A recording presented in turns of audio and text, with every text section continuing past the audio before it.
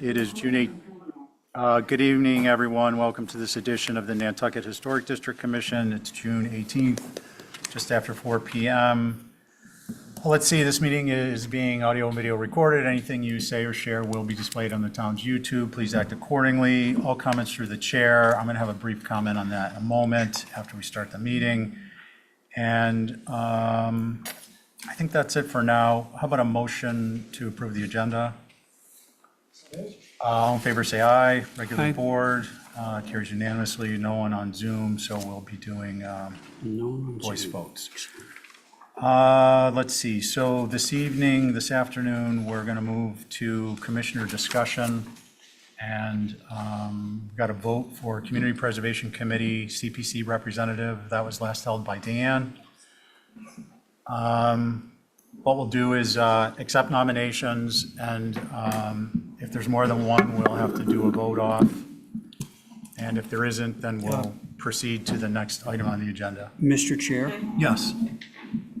a little bluebird told me that the chair of this board would be interested in doing the CPC. Is that correct?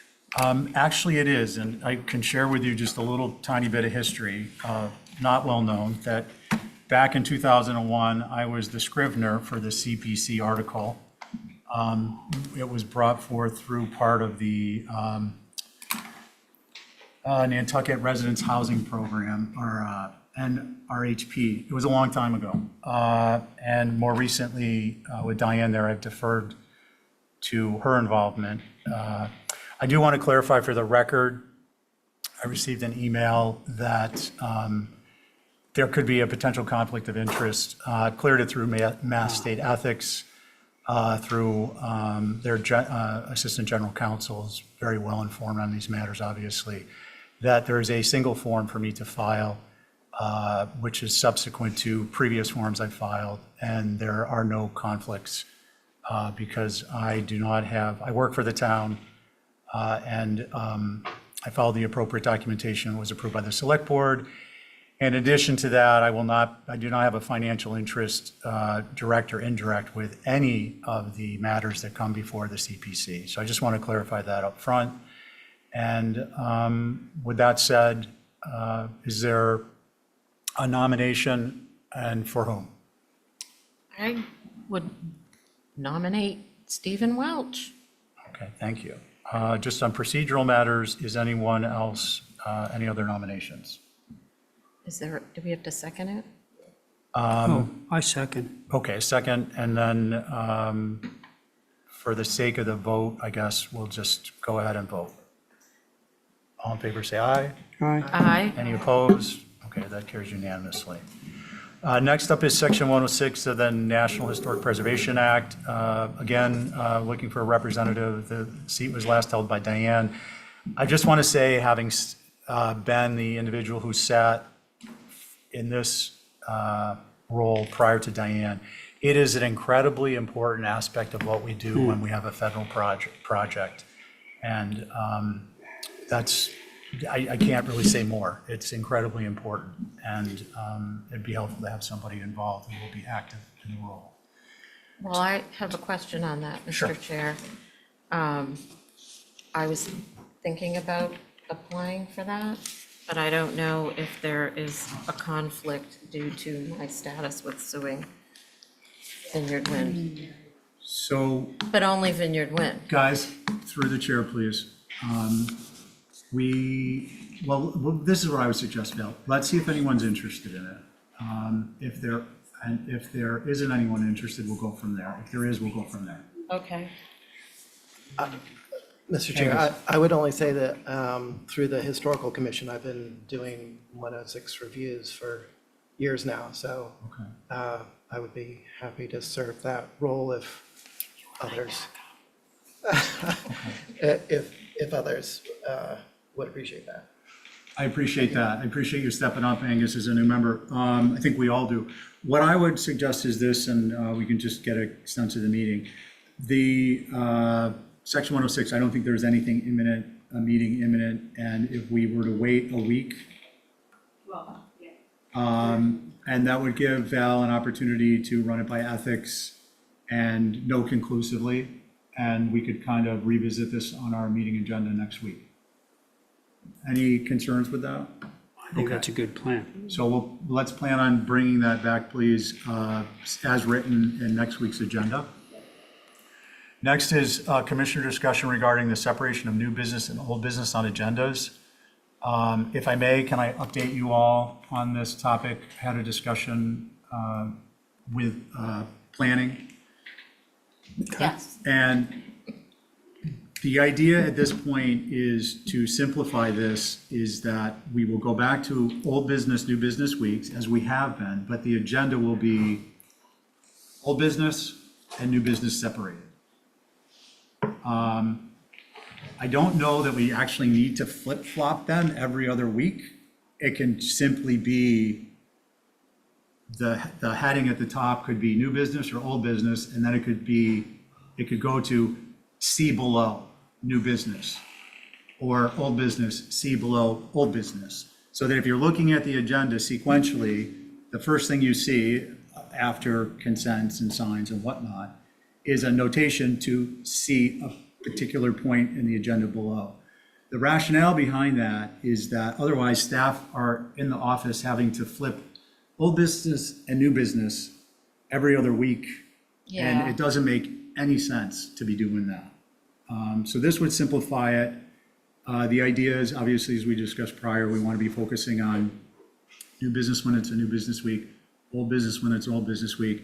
And there's nothing that precludes our jumping off and making a modification to the agenda if we deem it's necessary because we want to break something up, or we have a project that we told, for instance, it's a new business week, and the prior week, we told somebody to come back, say it's an old business week, and we told somebody, it's a new business week, and the next week's old business, and we said, come back, you're going to be first on the agenda, we want to get this off our plate, we don't want to lose the discussion topics. So there's nothing that prevents us from resetting point by point our agenda, we just need to do it at the beginning of the meeting. And obviously, we don't want it to be abusive, we can't be doing it on applications that are, what's the C word I want to use? Not contentious, not confrontational. And so we want to be diligent in how we do that. But again, there's nothing that would present that. So that's kind of the background. It eliminates some of the complications that came up at the last meeting. And I think it gets us closer to our goal. Open the floor for discussion. I have a question. Go ahead, Bill. So will that eliminate all these different categorical dates? No, and the reason is, and I didn't understand this before, those dates are the deadline, the meeting deadlines under which the applications were submitted for. So that keeps people, if you're an applicant or an applicant's agent and you submitted, otherwise, if we eliminated those headers, you would just go into this pile of 1 through whatever it is. And this gives you an acknowledgement that it gives you an acknowledgement that your application was submitted for the deadline for the June 14th meeting. And lo and behold, there it is under June 14th. Question. Yes, right. So following from what Val just asked, if we were to look at tonight's agenda, for example, and say tonight's an old business night, are you suggesting that like old business Roman numeral 3 would be first? Old business Roman numeral 4 would be second. Old business Roman numeral 6 would be third, skipping over the new business of 5. Is that what you're suggesting? Yeah, and if I Okay. may elaborate, how that will happen is there'll be a one-time reorganization of the schedule from old business, new business, old business, new business to old business under headings, new business under headings. So it's done once, and then it just gets updated as new items come on the agenda. Does that make sense to you? It's making more sense. Articulating yes. the- It's making more sense to me. Angus and then Bill. So just to understand how that would go, as far as the deadline dates that are mentioned. Obviously, the new business of 5/14 is going to come after the new business of 4/30.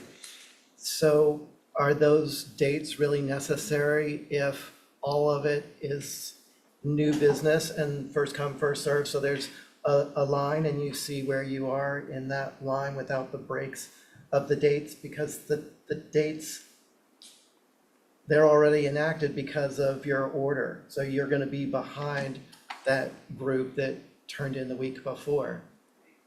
So the new that heading for the new business is again useful to an applicant's agent, so they know, they can quickly look at, you guys submit, I don't submit, but you could, in your office, you could say, hey, we're in for June 14th, there's supposed to be 3 of them, double check the schedule. You look and there's only 2. You can call the office and say, hey, we submitted for this, was there a problem, and complete something. If they're just in the hopper, there's no way to kind of quickly reference that because there isn't an index mark. So those headings really serve only as an index. They help to keep things organized, and they help for, I think they help in the office too, because there's the way documentation, application folders are stored and accessed that are in process, whether they're old business or new.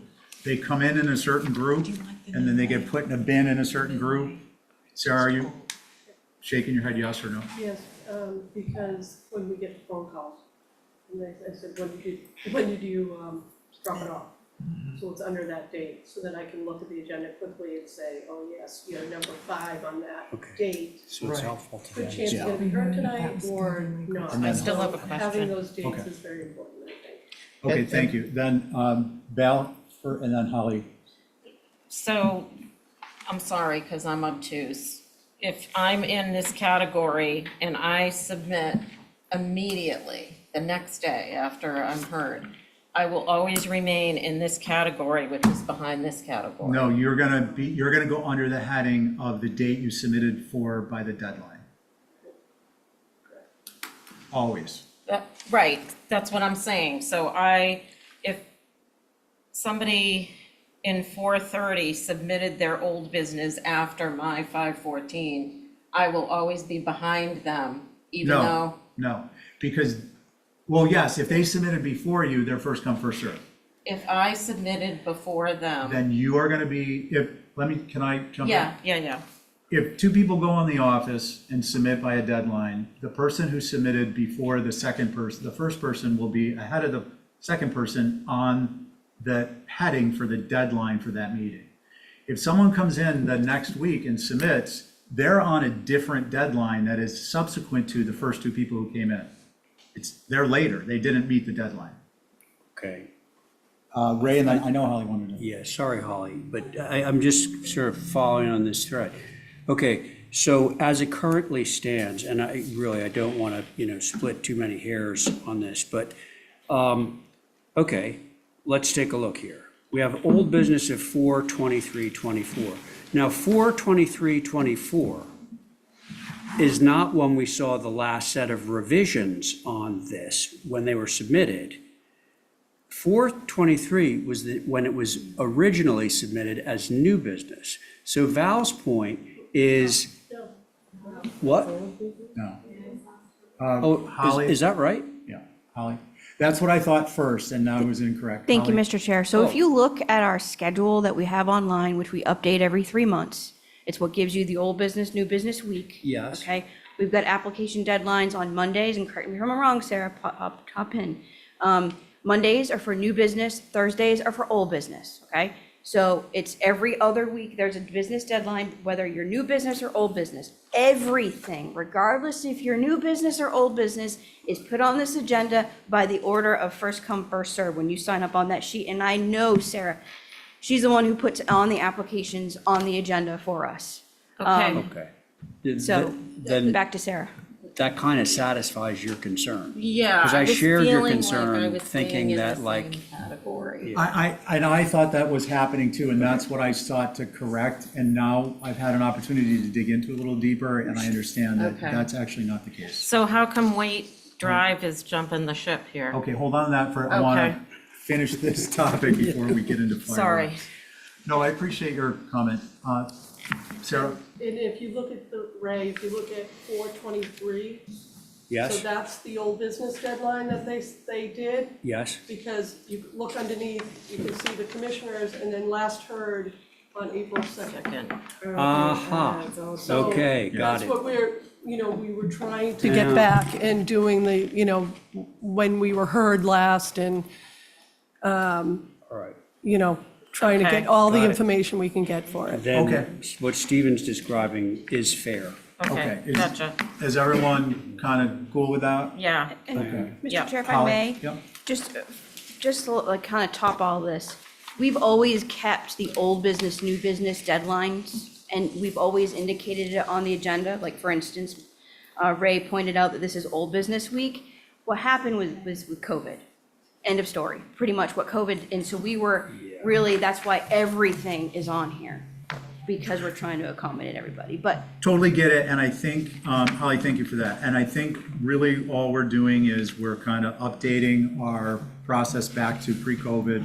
So now that we've taken a couple steps forward after COVID, we're going to take a couple steps back because it was an easy way to track it.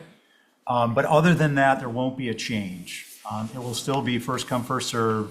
The change will be, we'll have dedicated old business and we'll stick to old business unless there's an exceptional issue that comes up in new business. And likewise, when it's a new business week, we will stick to new business unless there's an exceptional matter that comes up under old business. Mr. Chair, may I ask one more question? Yeah, Me Holly, and too. then Val. So, next week is new business. We're gonna set the agenda as new business.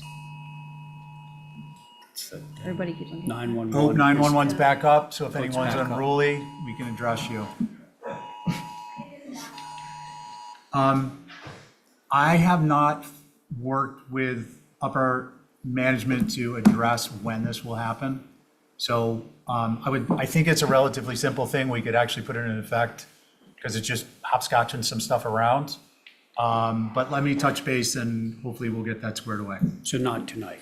It won't be happening tonight and it may not be happening next week, but, which is, sometimes okay with HTC. People need to get a chance to understand because they've been looking at the agenda and thinking they're 3 weeks out, all of a sudden, we might have a lot of people not showing up. So hopefully by listening to the meetings, people are getting caught up and understanding and a little bit of a slow roll will be beneficial. Val, and then I'd like to close this out, please. okay, sorry. No, it's fine. I think it's great that we have the deadlines, but I think we should get rid of, this is the meeting you'll be heard at section. It's just confusing to people who are submitting. Okay, the only thing is staff really uses that, and I think it's helpful. I think it will be helpful to you once we separate old and new. Okay, Trust me on that one. okay, And if it isn't, then we'll revisit this. Okay. How's that? yeah, Fair enough? yeah, deal. Okay. Val, you asked about, what did you ask me about? Do we have to vote on any of this? I don't think we need to vote on it. It's what we want to do. It's a policy matter on how we address our workload. Okay, And, I don't see an issue. I don't think we need the backup of a vote. Which one? Why don't we leave it on in case there's an update that I'm not aware of? Thank you, Holly, for asking. Oh, and by the way, I did want to say thank you to staff. The last heard feature being regularly implemented is a huge help, especially without minutes, because we can go back and listen to the meeting. And that is just really Yeah, big. it's So- great. So thank you for that. Wait Drive. Wait Drive is old business that's kind of been bumped up. We've addressed that if something unusual happens or is proposed to happen on the agenda, it'll be run by the chair first. I don't think we need to be having pre-agenda meetings as long as that type of thing is followed. This turned out to be something that obviously the town of Nantucket is working on. It did have several meetings or some meetings with members that were posted but weren't here at a regular meeting. And we're going to leave it on for old business tonight as up after consent. But thank you for asking. I understand where you might wonder where did it come from? Back to commissioner discussion, we have sequencing of agenda regarding absences of applicants. Someone brought this up, I think it was Carrie. Well, this was a result of, I'm sorry, go ahead, Carrie. No, I was just agreeing. So it has happened over the last several weeks that we have neighbors that come in expecting an application to be heard. They wait all night long, and the applicant doesn't show up. Right. That, to me, is, grossly unfair. So it almost would require like a one strike, you're out. If there's neighbors that are there, you miss one meeting, you have to either show up at the next meeting or pull it. You always have the option of holding it in advance so it doesn't show up on the agenda, so that people aren't beguiled into thinking it's going to be heard, show up at the meeting and wait all night long only to have nothing happen. That's the issue. Oh, Yep. it may already be covered in there, Stephen. Well, it kind of is, so I'm wondering if, I think there might be this is kind of a hybrid topic, and correct me if I'm wrong. It's, Carrie, I thought it was if people don't come and then, And then they get put right at the top of the line for the next week. Yeah. When other people are Yep. waiting and they don't get to be reviewed that night because there were so many, but they're still here waiting. So that those people should be at the top of the line the next time, not the person who didn't show up at all. right, and then the. So it's really like a merit-based thing. If you come and you're not heard, you're first on the list next time. If you don't come, I remember when Sorry. we were back at the barn next to the Dreamland, and this was well before we were here, but some of us were probably applying, that was when I was active. And you stood outside in line. Yeah. Oh, that. And you sign went up in, on the. And you got heard, and if you weren't in line, or if you went to grab a piece of pizza, you lost your spot, unless somebody was, a benefactor to you. So I think the question here then is, do we want to work that particular type of a scenario into our, if you postpone? Because we do have a rationale and a process outlined that if you postpone without notice, that involves abutters. Do we just simply remove the concept? And I'm not suggesting we make that decision tonight, but I'd like you to consider it.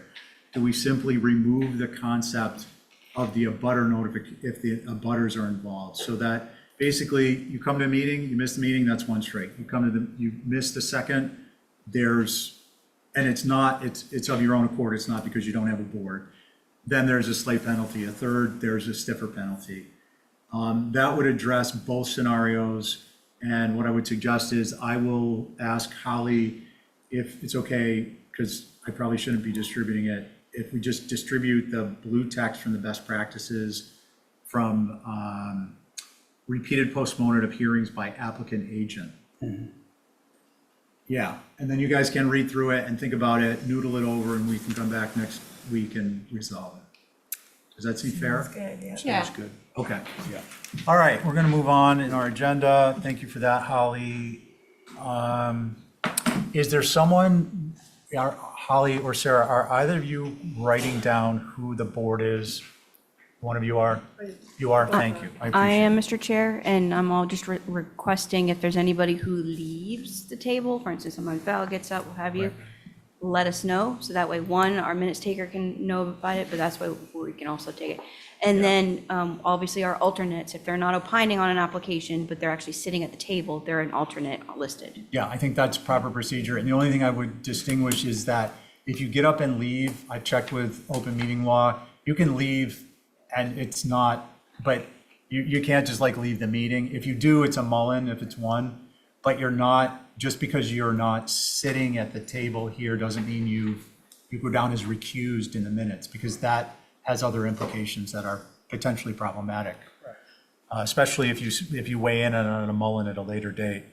Okay, sounds like we got a lot of ground covered there. I really appreciate it. Is there any, Ray, you need to recuse on consent? Yeah. Okay, so, So, Oh, yep, Val? I wanted to just add something for the agenda next week, but should I wait and do it at the end or do it now? No, why don't you just mention it and we'll. Okay. I want to talk about the demo article at special town meeting. That is on, should be on our agenda for next week. Okay. right? Already. Perfect. Cool. Thank you so Thank much. you. Okay.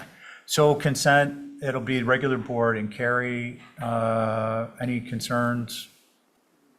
Motion to approve. Motion to approve consent as submitted. All in favor, say aye. Aye. None opposed, carries unanimously. Old business.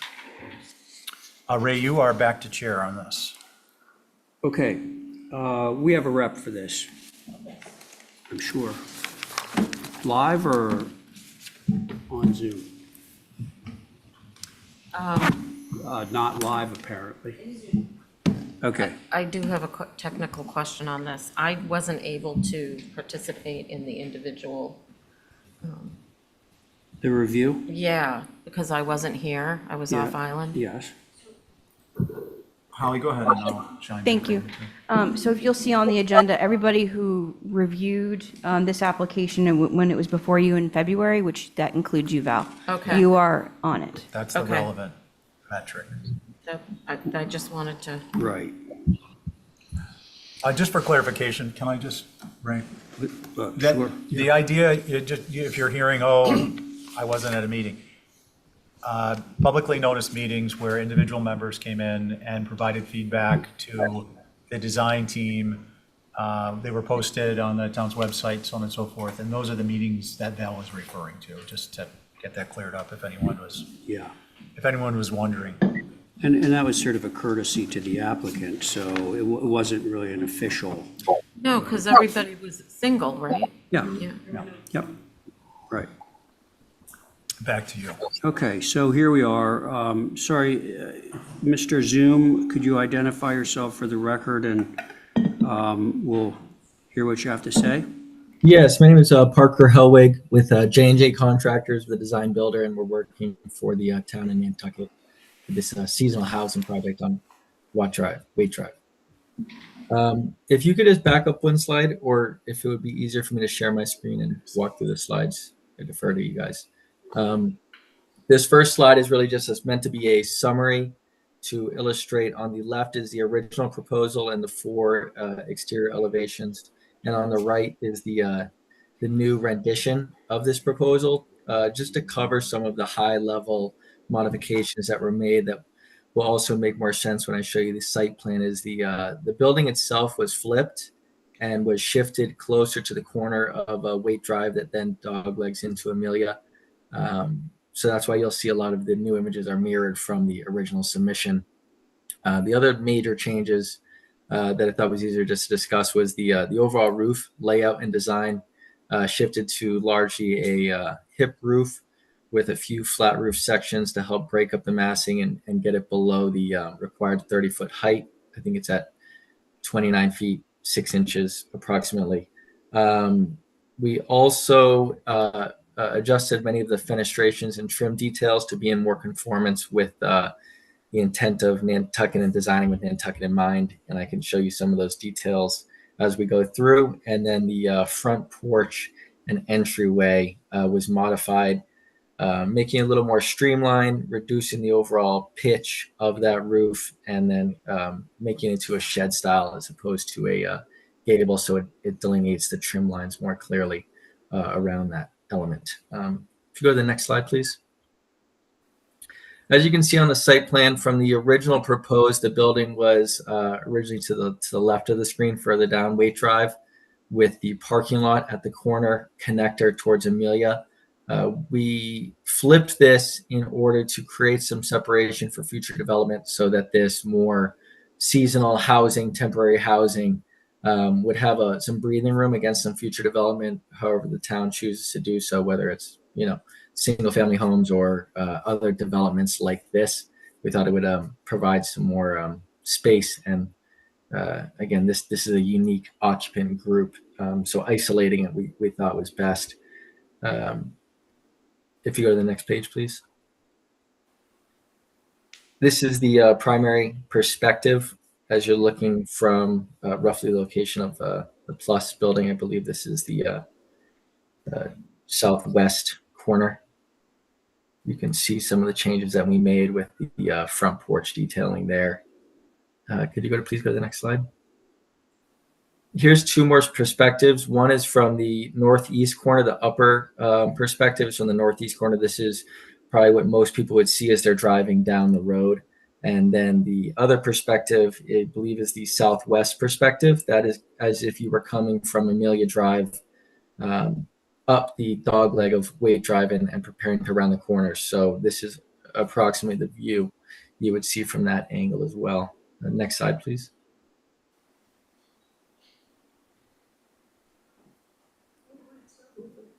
Could you go to the next slide? Yeah, I am, but it's not moving.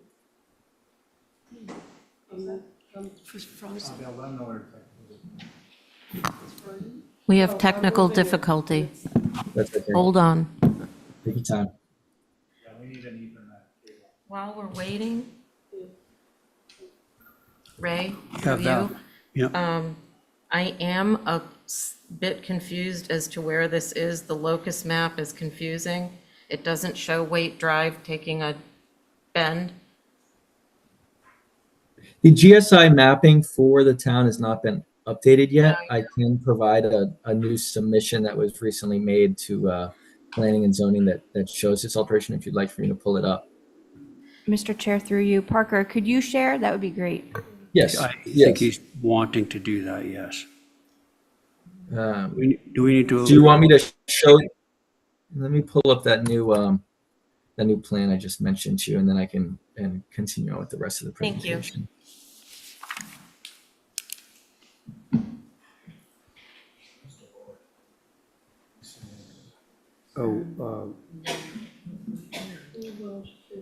Actually, Joe, thanks for bringing that up. It would be one of the alternates. Yeah, it would be. Yeah, I'm getting, yeah.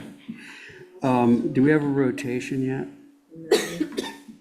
So on the screen is just the latest rendition of how the lot was subdivided out, and this was recently submitted, I believe, and recorded with planning and zoning. So you can see here Waite Drive rounding the corner and connecting into Amelia, and then our lot has been located right on the corner.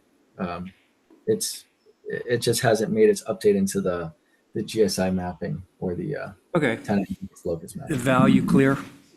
No, but Oh, really? a little clearer. I just don't, Yeah. Do you know where Sujit is? The yoga place, Joe So- Manning. That used Yes, to be this 7. Parker, just, excuse me one sec. Ray, through you. This used to be 7 Amelia Drive. And I immodestly refer to that road as Welch Way because as a planning board member several years ago, I suggested that we buy it so we could cut through there. Huh. It'll never be named after me, but I know about it. maybe, But that's where it is. okay. I do, thank you, Stephen. I want to make an announcement. Joe Paul pointed out that one of the regular sitting board members is no longer with us. That person would be Diane. So I'm going to have Joe sit in on this, all right? He's the 5th member, the 5th Beatle. Cool. Okay. Let it Did we be. get our IT issue out of the way, or? No. I have my screen up if that's sufficient for the group, if everyone can see this. Okay, Parker, can you share your screen? Can you see my screen? I believe I am sharing it. Yeah, perfect. Sorry. I believe this is where we left off, just with that was the lower image being the southwest perspective as you're coming from Amelia. The remainder are just some floor plans, the basement plan with the walk-in basement, first floor, front porch, side porch, ramps off of each one, as well as, again, the walk-down basement. We have shown a small fence for some utility equipment that'll be in the back here, probably 2 smaller condensing units that'll service the building. Second floor plan, and then the roof plan. And this is meant to illustrate, again, that hip roof design with a few flat areas, and shows the front and side porches. Here's the elevations. This is the west elevation. This is the primary elevation off of Waite Drive. As you can see here in this new rendition, we've tried to break up the massing from a central massing and two side massings. We've done this by adjusting the fascia and extending out that roof line to help drop it without making any major structural impacts.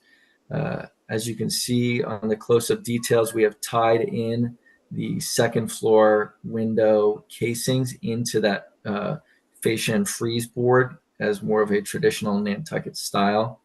And then we have removed some of the columns off of the front porch to try and make that a less of a distracting feature, as well as we have dropped that front porch. I think we have widened it slightly and we reduced the pitch down to, I believe, a 412 pitch.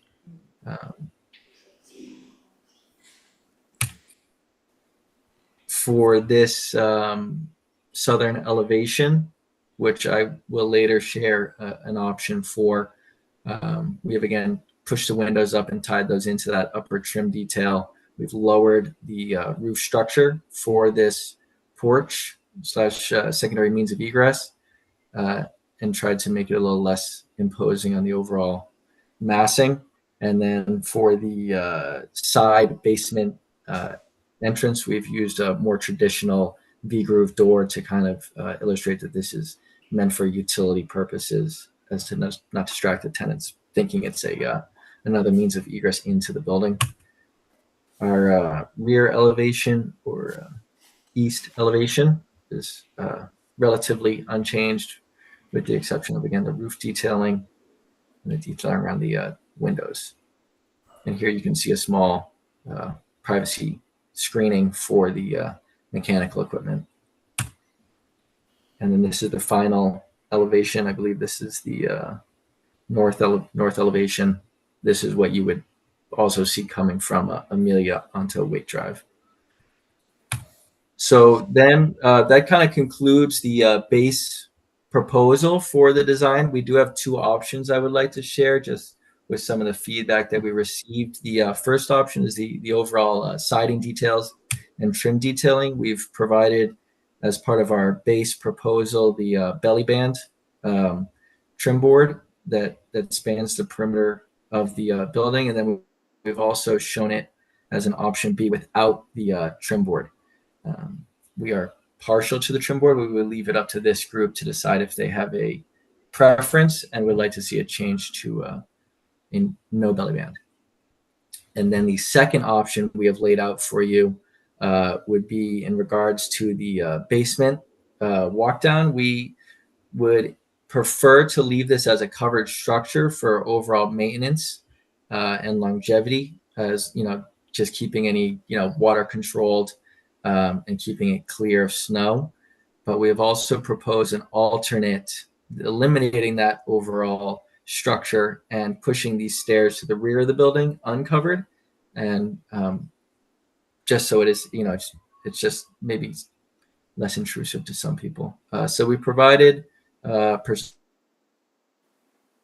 elevations to illustrate what it would look like without, and I can go back and show you for reference what it looked like with it included. So here it is from the rear of the building, the east elevation, and here you can see the dog shed is gone. The basement access has been shifted to the side, and it would just be a open railing that would match the styling of the rest of the railings on the building.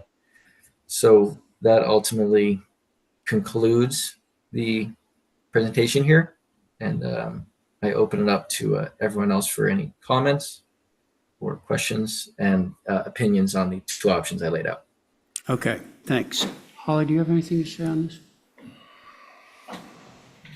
Thank you, Mr. Chair. I think you all provided comments. I think some of your comments individually have been reflected with these revisions. I think there's some things that have been provided that maybe needs to be fleshed out a little bit more, maybe not have the belly band, maybe also look at retaining that additive massing on the side for the to go down to the basement and actually flip it in the back instead of having it open like that. There are some different comments that you all had individually provided that I think still needs to be fleshed out a little bit more, but I am happy to see where this is at. Thank you. Okay, Holly, thank you. So the board, myself, Stephen, Abby, Joe, Val. Who would like to begin? I can go. Thank you. Abby Camp. I will go first, I guess. Okay, so I'm not sure about the banding around the middle of the building. I think it was sort of going in a direction of shingle style, and if that banding were to be a flare, I think that might go with a shingle style look. And maybe that would continue on the bottom as well. I think the portico, the front door portico with the porches on either side, I don't think you need the porches on either side. I think if it was simplified and it just had a portico with some, white columns, that would be enough. And then on the front door, there are sort of double pane glass in the side lights, and I think if they just reflected the size of the pane instead of being split in two. I don't think it shows the detail on that particular drawing, but see, on this drawing, it shows that they're split, and just if they were just larger panes going down on either side of the front door. I think that's about it. So that's it. Thank you. Abby, thank you. Who's next? I'll go. All right, Val Oliver. Even though I wasn't here for the individual thing, I want to start on a positive note. I think I appreciate a lot of the changes, especially with regard to the height. However, I still have concerns about the overall massing of this building. The push and pull of the masses coming forward and going back are very minimal. So it doesn't read to me like additive massing. And I'm just curious as to why there's resistance to putting any space in the basement, which could lower some of the wings substantially to be more additive mass. And I do think the porch should remain because it seems like it's one of the only one-story elements on this structure to sort of ground it. And I think I agree with Holly about leaving the stair enclosure closed in because it does sort of the same. The side that is the most concerning to me, I think, is the east. It's very hospital-like. And the band, ixnay the band. That's my comments. Val, thank you. Next. I can go. This is Joe Joe, Paul. go ahead. I'd like to start with something positive as well, not that it's leading to something negative, but I think the move of flipping this on site is huge as a positive because you're looking at a parking area that's potentially going to separate two buildings instead of parking at each end with two buildings smushed against each other.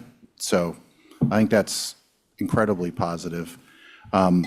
What it does for me as a negative is that I think the majority of people, if not all, are going to be entering the building from the south, which to me is the most peculiar elevation because it has that stacked, the stacked doors, and we have the stair, and that feels a little bit, well, it feels very leggy, and the ramp to me feels exposed. And I think that you did a great job on the front elevation with that porch because it screens the ramp there. I do think it potentially could diminish on the front, but I think it's effectively screening the ramp. And I think that some attention needs to be paid to that south elevation because you are going to see that as you drive down the street. It's the most visible elevation. Everything else is going to be viewed obliquely, and I don't think frontally. So I think it makes sense to take a look at that. The other, I guess, the rear elevation and the other side, don't have any additive massing and are somewhat monolithic, but their fenestration is orderly and there's some symmetry there, and it doesn't, those two elevations seem rather benign to me. The most troubling is the south. I think it was Val's comment about the pushing and pulling of the masses. I do think that you could look at trying to exaggerate that a little bit. And in terms of height, certainly the diminished height is appreciated. And you're dimensioning to the highest spot on the elevation. I actually think it would be informative if you would indicate the ridge elevations elsewhere, because I see at least 4 or 5 different ridge elevations on this structure. It's not all 30 feet tall. My position relative to the band aligns with what Abby said. I think that band would work if you had cottage corners with a flare, and I believe at the one-on-one meeting, you had a precedent image of I think it's housing across from the Nantucket Yacht Club downtown. Like that structure and this structure are similar scale, but that structure has rafter tails and some interesting porch details. It has some character to it. I think if you're going to introduce that band board, you're going to end up pushing this thing with a stronger language, and it's going to, well, it's going to affect the cost. It's going to make it a more attractive building. I think it's an interesting context in that you're defining the context and you're looking at the back of the building that we're in, right? A streetscape, I don't know how many people in this room will actually drive down Wake Drive. I know I've never driven down it.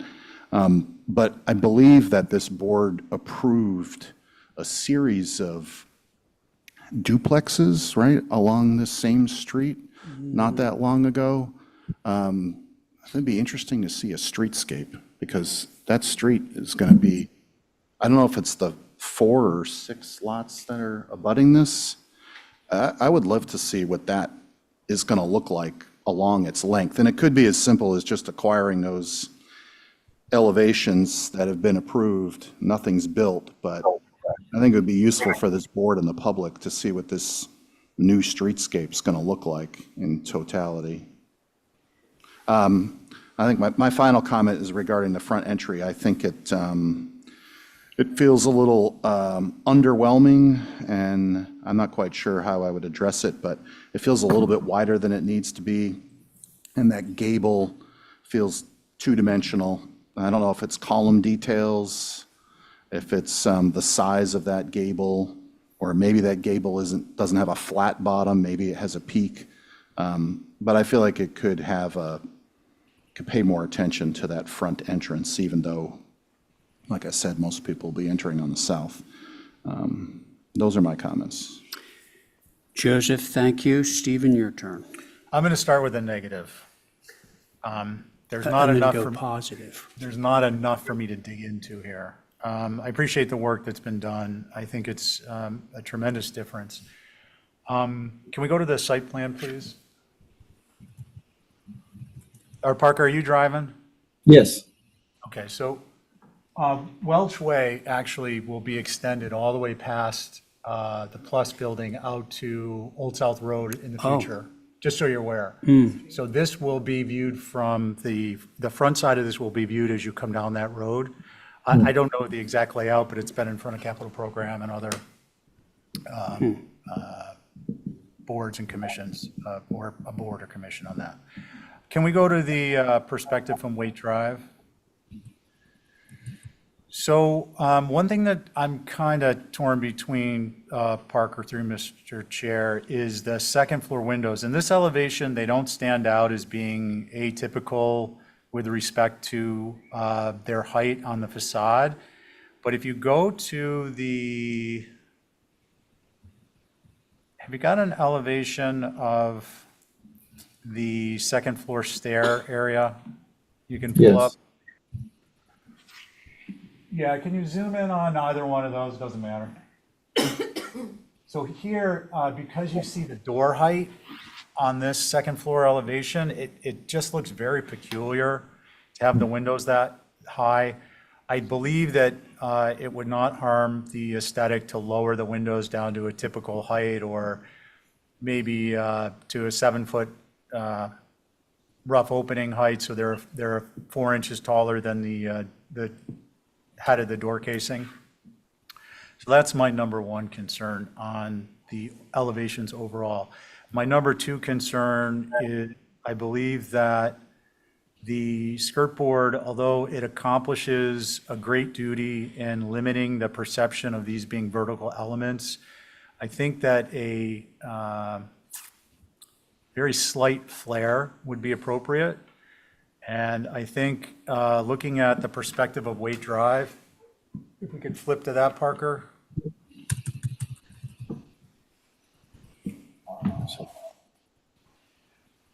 For the next perspective. Thank you. Keying into one of Joe Paul's comments, if the front porch were slightly less wide, left to right, it would give you a opportunity to return the flare around and terminate into the cheek of the porch roof. So that would be, I think, important detail, because otherwise it's going to look very odd to have the flare end on the jog that protrudes towards Waite Drive, and there won't be a natural termination point. So I think you can kill two birds with one stone. On that, let's see. I agree that there could be some modifications to the front porch, and in particular the gable. I'm not going to design at the table on that. I am. I'm going to leave something for Ray. If we could go around to or if we go to the next perspective, I think the utilitarian building towards the rear is actually really part of its character and setting in Nantucket, not obviously of homes on Hobart Ave or Easton, but I think it fits. It's a little long, but I understand it's a stairway. I would suggest to perhaps look into some type of a 4-inch on-center horizontal vertical lattice to enclose perhaps the outer portion of the stair area on the first floor facing the parking lot. Speaking of the parking lot, I just want to spotlight, given that this isn't our purview, but Joe, I think, had mentioned use of the door. I think quite a few people are actually going to end up using the front door because depending on, a lot of that is going to revolve around where the bike rack is. Because these are going to be purely seasonal, summer-type kid employees. I just thought I'd mention that. I'm aware of it. Next elevation, this is probably going to be, I don't know if this is going to be the second most viewed, but probably. The key to me here is landscaping, and I think the flare is going to help this. Those are my comments. I have a question through you, Mr. Chair. Is there in the site plan, can we, Parker, can we go to the site plan? In particular, I want to focus on your roof element. It appears from your roof plan that there's flat roof elements. And I'm curious, is any of that sunken, or can it be sunken to relocate or to locate site-based utilities that would otherwise be on the ground there? It's definitely possible. That wasn't the current intent, as we do have some mechanicals within the attic space that we need to preserve some heights for, just accessing and maintaining, but it's definitely not out of the question. Okay, follow up on that is in particular air conditioning units, number one. And then number two, if planned for in advance, this could be a super great opportunity for some solar, not an insignificant amount. So the benefit of this roof style on multi-family homes is that we can, one, relocate ground-based utilities, and two, incorporate solar. Those are my comments. Thank you, Mr. Chair. Okay, Stephen, thank you. All right, so I think this has come a long, long way since the initial proposal. Thank you. So my list is rather modest, but one of them has to do with the portico, the entry portico. So we have this revised vocabulary of hipped roofs, and the first thing that struck me is that this is a gable. Now, maybe you're trying for a naming opportunity there, but like in my mind, it should be a hipped roof of the same pitch as the other hipped roofs, and you have plenty of room to let the peak of that go up. I think Joe was the one that said it's feeling a little sad and lonely, and I would agree with that. So if it became a proper hipped roof with the proper pitch, that I think would be good. And now for your naming opportunity, the other thing that bugs me like crazy is when we have columns that go up with no beam. It just looks cheap. And I know that structurally it's fine, but I think that if you put a beam where the fascia board is now and hike that whole roof up, it's going to come closer to the sills of the windows up above, which is a big plus, all right? Because we're getting rid of that big space in between the first and second floor windows. That was item number one. Item number two, I don't see any need for the 3-foot high railing all around this porch. I think it tends to make it look busy. Okay. Then I'm going to segue into the 1960s hipster belt, the white belt,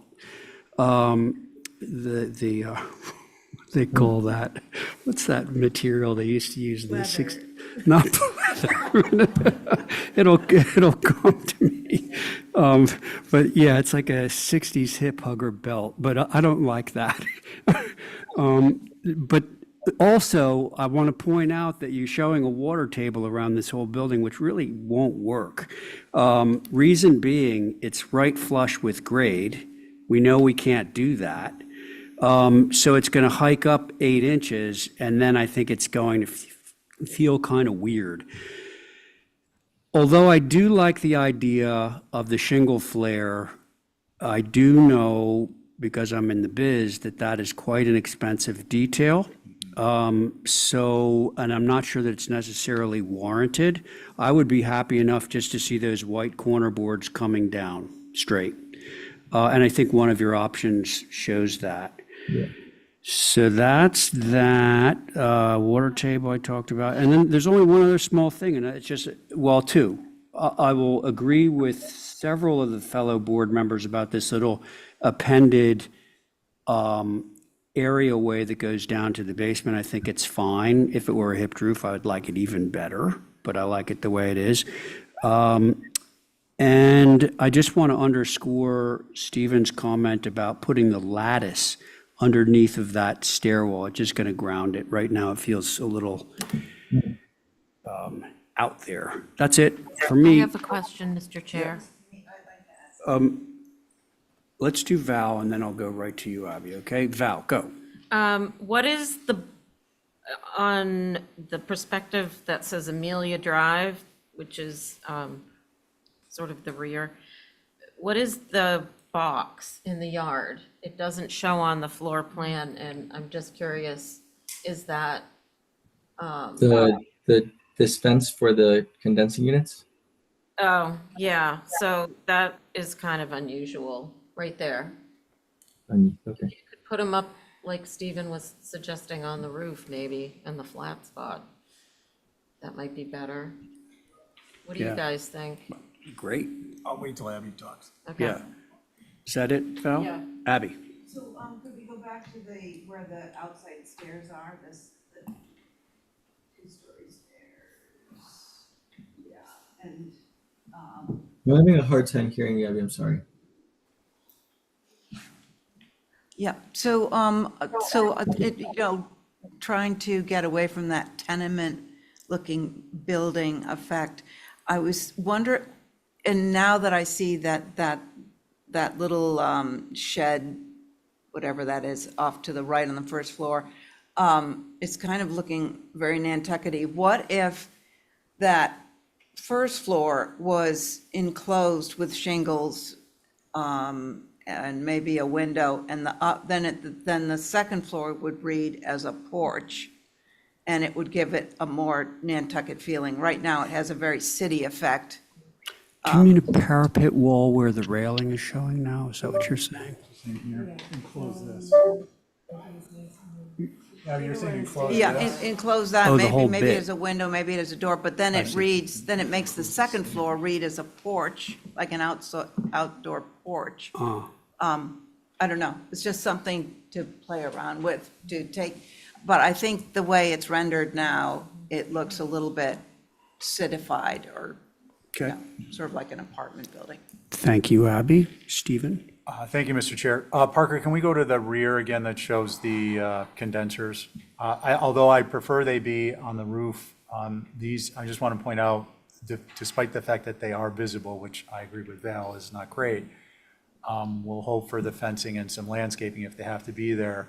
They are on the back of the structure, and our guidelines do allow them to be on the back or on either side, no closer than halfway to the front of the building. So they would conform.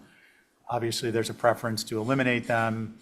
But if, for instance, there was some type of an architectural element on the rear of the structure that would create visual interest, that wouldn't just be faux, but had some purpose, for instance, shed roof where bikes could be stored under or something like that, a couple of jogs, and then this kind of fell into the field of view, then I think this would be much easier to get approved. And I think so far it's only me and Val who've suggested anything on that.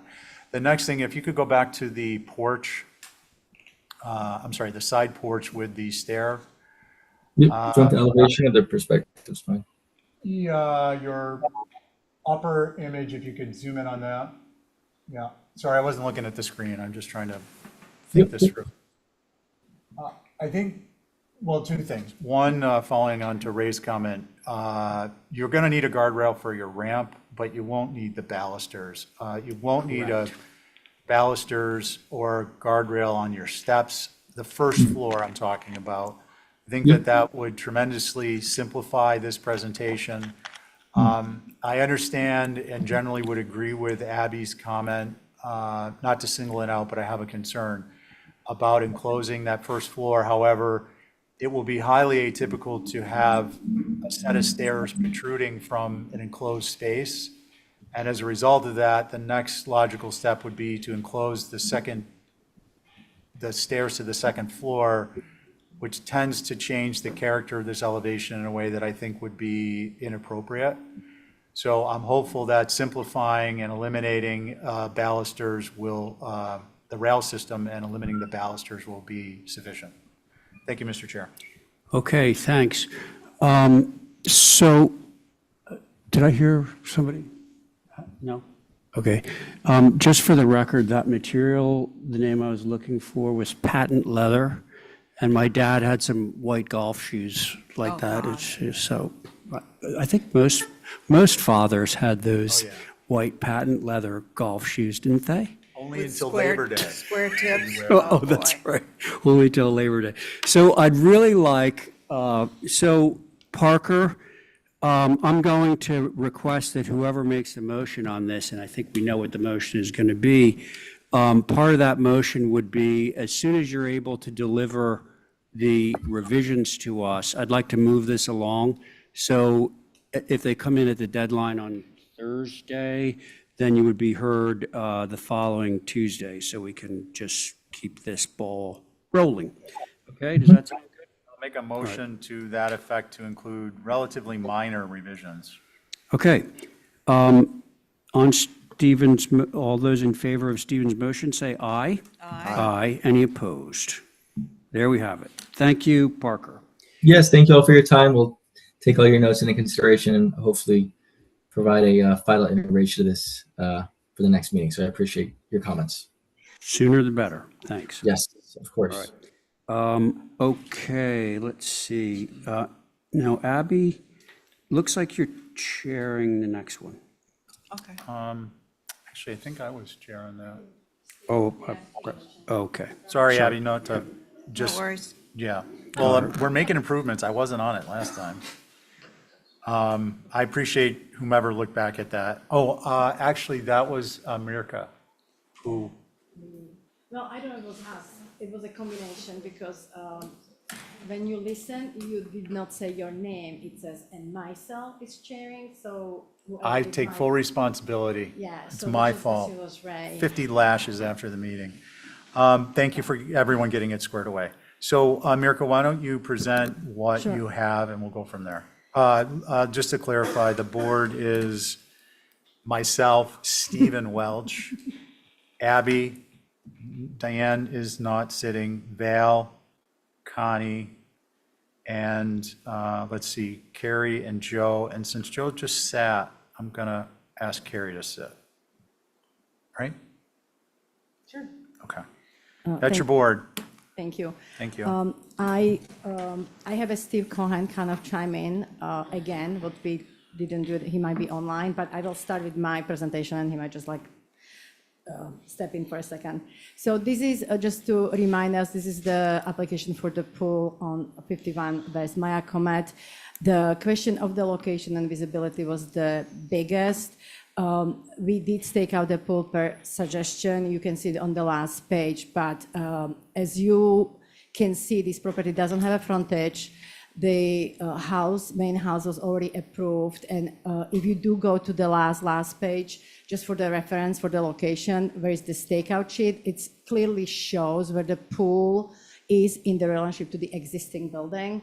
Therefore, if you look at and hopefully you all had a chance to go for a side view, you could see that we put 3 feet tall stakes and average vegetation around this, in this location is around 4 to 6 feet.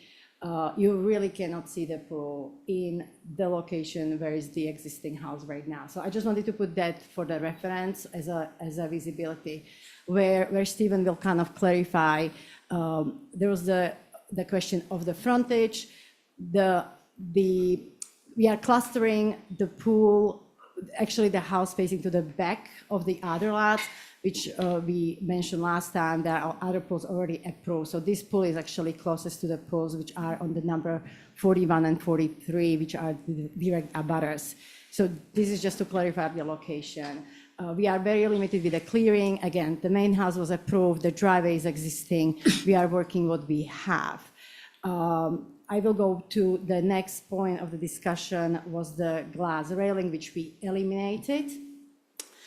We have the big walkout, what you can see on the driveway side.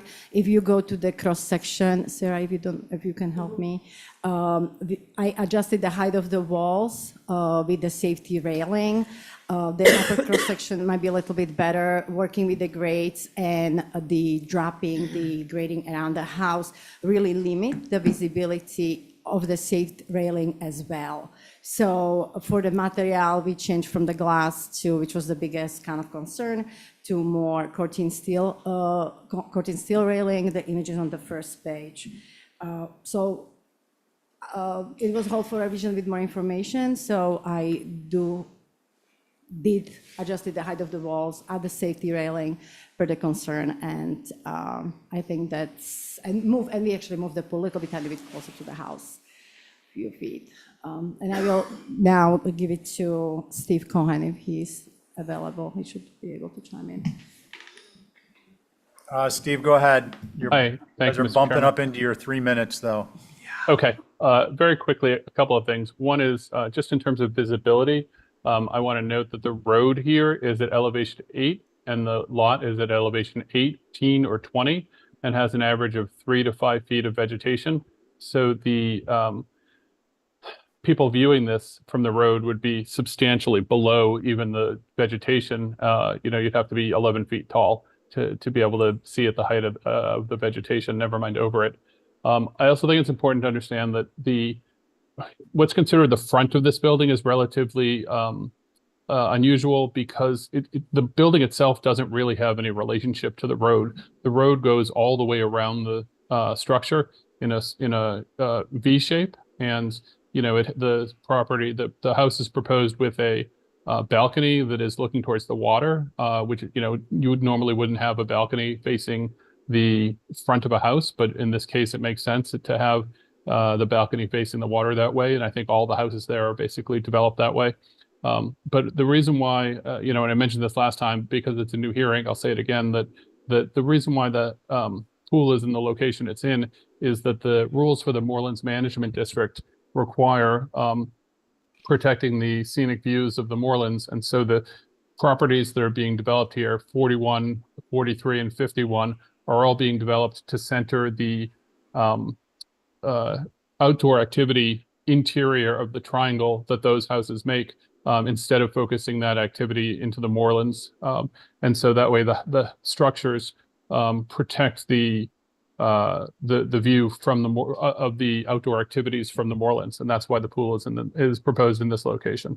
So I hope that the commission will take that into account when looking at the location of the pool relative to the structure. Thank you. Thanks, Stephen. Appreciate it. Let's see. Any questions for the applicants, agents? Holly? Nope. Come on down.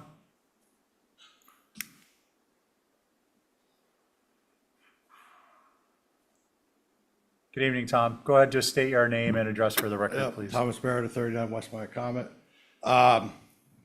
Cohen has said they're trying to cluster the pools together. Well, this pool here is in the front of the house, not in the back of the house, or rather the road. He says the road goes around in a V shape, but the access to the road is in the front of the property where the pool is. The other issue is that, so if he's saying that the pool is in the front of or the back of the house, then the front of the house has a walkout basement. So is that building Nantucket in style with a walkout basement in the quote unquote front of the house, which is on the back side of the property because everything's turned around? Number two, I spoke with planning and they still have a concern in regard to the railings for the two walls because the wall's over 8 feet. And, I said that I told them that HDC says it's not their purview. It's Marcus's, but Marcus is going to flag it, but it's going to have to come back to you for railings. Number 3 or 4, the retaining railing system is what's used for landscape for gardens. It's square, squared wire. I mean, that's not it's not a railing. That's industrial. So I mean, it's just not in setting with what's out there. And the other fact is that it's I wasn't able to raise this with HTC because it got pushed through without comment because it had already gone. But I have raised about the fenestration and I was told that that's not this because it's below ground. All that light is going to come out and bounce into the moors. So there's no plans here to show any lights or what kind of lights or lights on the sides or lights in that. And you've got an 18-foot long by 8-foot tall accordion door for that basement that's going to be lit up like a Christmas tree.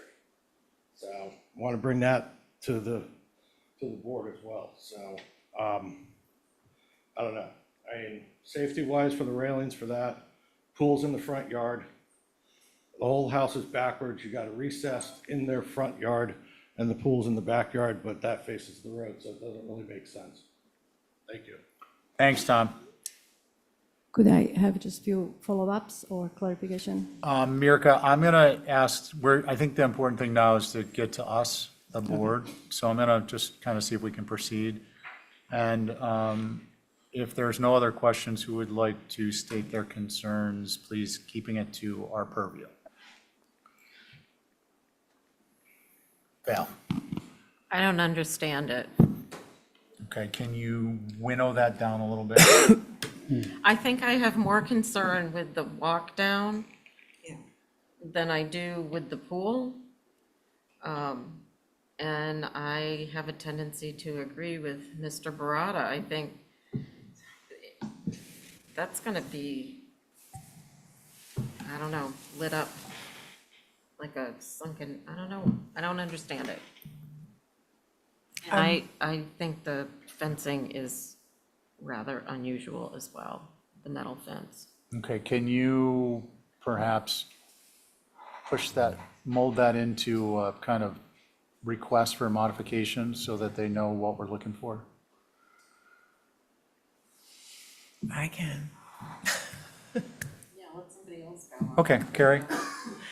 I think the railing against, around that wall should be possibly a solid shingle to blend into the house shingle and get a little height to mask some of the light that will be sort of coming out of that well. That is, it seems, our only purview here today because the railing is up for application. So it seems like that would be a solution to that well, which we're all a little bit, well, quite concerned about.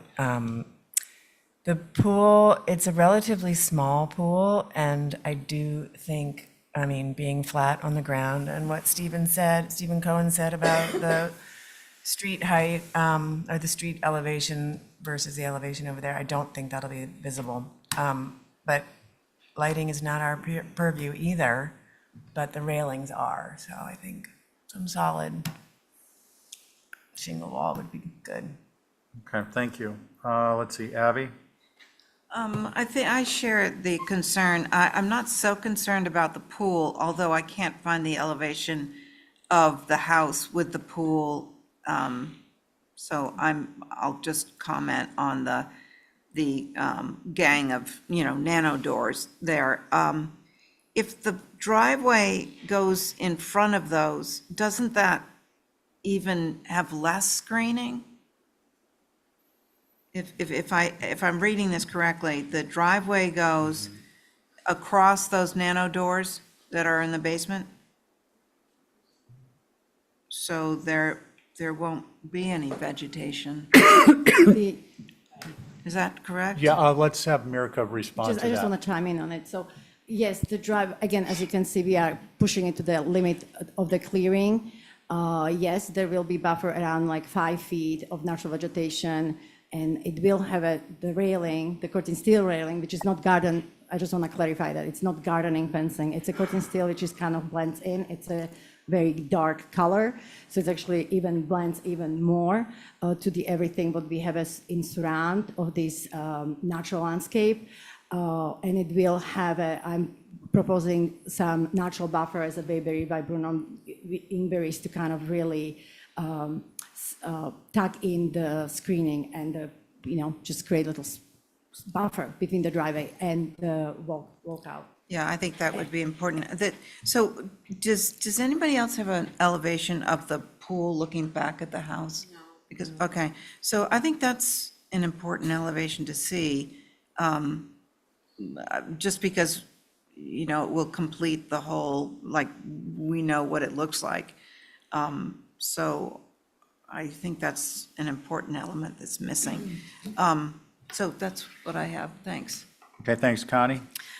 So my original concern was that the pool was in the front of the house. It's still in the front of the house, obviously, but I guess it appears that it won't be visible. That being said, I guess the next issue is the railing, and I do like the idea of the shingles, which might help with the lighting or the increase in lighting. But I guess that has to go for the planning board also, so that's it, thank you. Okay, thanks, Connie.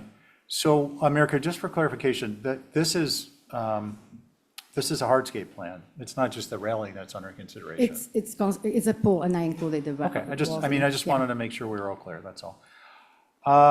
Yeah, I think my concerns are principally that well, first of all, I think that the rail system, if that is a dark color, is not going to be visible. We're skating on thin ice with architectural elements such as lighting, which we don't typically rule on, that affect character and setting. I think that's the side of the ice we're safe on, is if they affect them. What I'd like to do is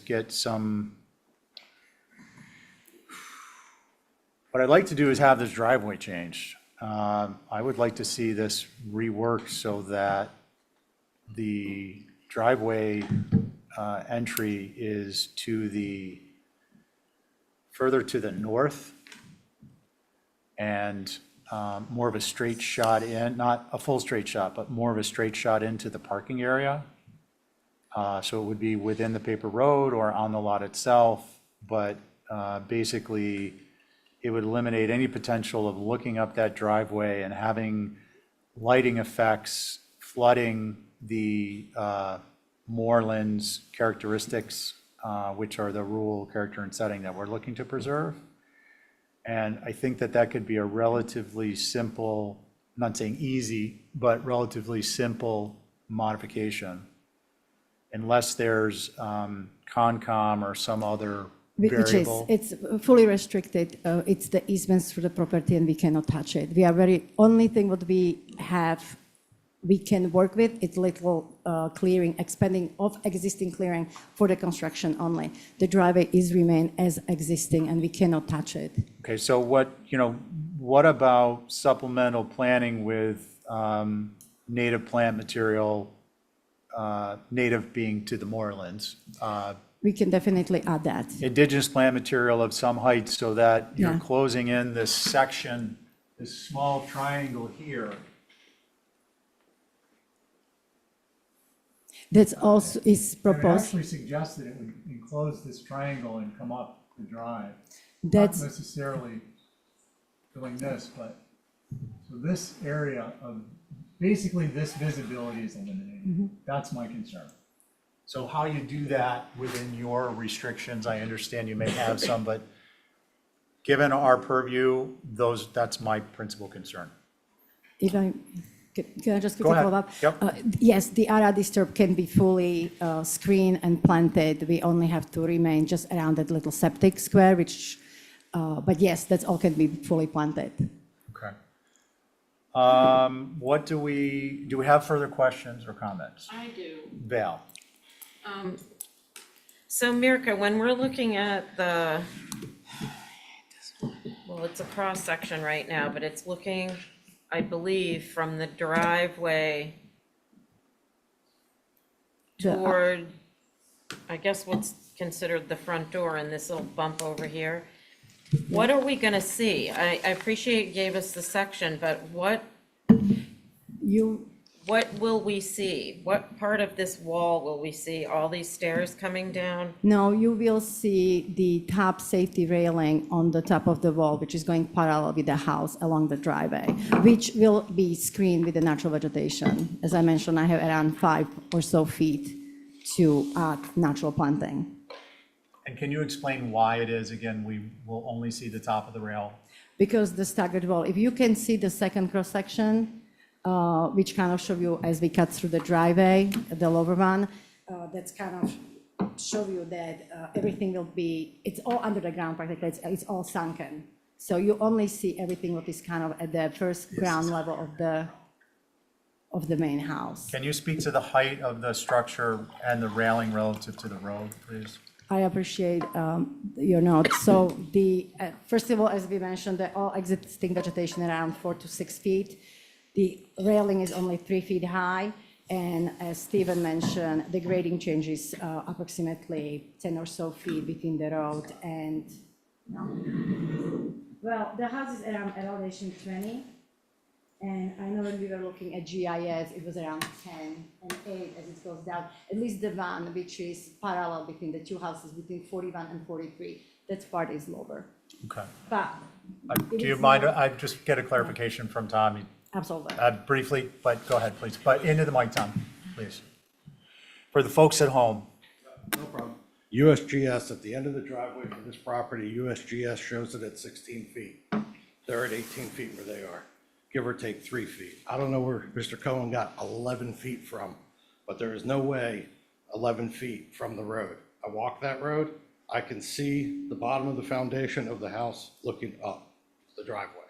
So you Okay. can see it. It's not 11 feet. I don't know where he got that. Okay, thank you, point taken. I think, I have images of the view from the street. do It's you, the let's last take a page. quick look Yeah, at that, please, and or then the we're gonna first- try and come up with some I way know. to.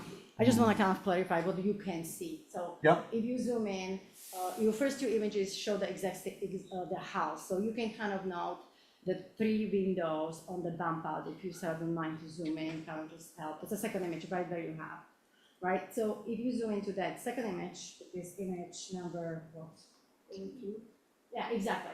So you see the triple window. So the bottom sill is approximately, I measure it, is 4 feet above the existing grade, and the pool will be at the existing grade. And as you move forward through the images 4, 5, 6, you can see that if you look at even the image number 4, you can see you can only see the triple window sill. So you know there's another 4 feet you cannot see. So I just want to clarify, the drive goes down, the vegetation is screening. You really see only first 4 feet or the top 4 feet up from the house. Okay. So I just want to clarify that, it is lower, maybe not to the extent what was suggested, but it's really not, the backyard is not visible. And I was driving it with the zoning members, I was driving it with the planning members, and I was driving it with our team group. Okay, good. feel I'm very going to confident. stop you I'm there. happy to drive I'm going it to stop with you you. there. Thank you. So I think where we are, we have a couple of options. One, we could be considering relatively quickly whether we think a shingled rail is more appropriate, and whether we think vegetation is more appropriate, and whether we think subject to the vegetation being in keeping with the moorlands plant materials, some type of a condition such as not visible at time of inspection or thereafter. If we wanted to go one step further, we could be asking for an elevation and some type of grade plan. I don't know if that's necessary or not, that's up to you guys, but I think that's where we are, and I'd like to get some direction so we can move forward. Can I have one quick suggestion? 10 second. Just if you want to talk more about the hardscape, if there's not neutral, can we then cross the hardscape from this application? I'm happy to come back and do the pool. I think the elements of the hardscape, we're focusing on what are the concerns. Okay. So this is really, it boils down to, Understood. okay. Does anyone have a strong feeling either way? I hope so, because then I'll know what to do. Well, I think the railing I think you will see the railing from the street, because you'll see the posts and then nothing. And so that reads like, that's weird. That's not traditional. That's not typical. And what is it? So I'm either a typical baluster, natural to weather railing that you would see out there and everywhere, natural to weather, or a shingled wall, at least on the backside, maybe between the two buildings, a natural to weather baluster. But the whole perimeter of that well, I think, really needs to be mitigated, and something more solid on top of that wall as your safety would be my vote. Okay, and just your opinion, would you feel comfortable in ours making that decision this evening, or would you prefer revisions? No, I think, because for me, just from my perspective, that's the one thing that I think is the visual that could be seen, and we don't want to mess up on it. This is a very natural landscape, very flat.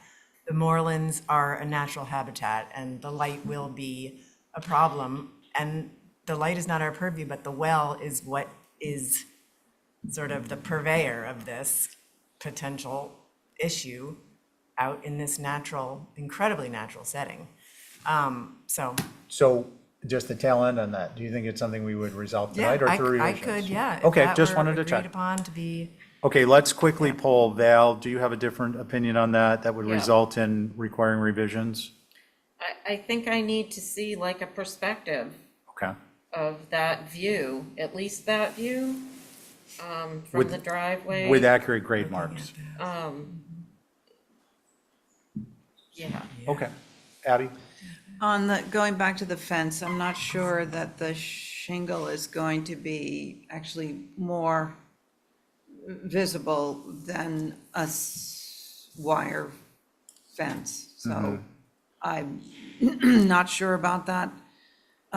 maybe a natural to You weather got no type back too. and forth, no crosstalk. It killed us last week. Sorry, I'm going to Okay. be really Yeah. strict on that So forevermore. if we're holding for revisions, I would also like to see that elevation with the pool, if possible, if that could be included, so I could just see how that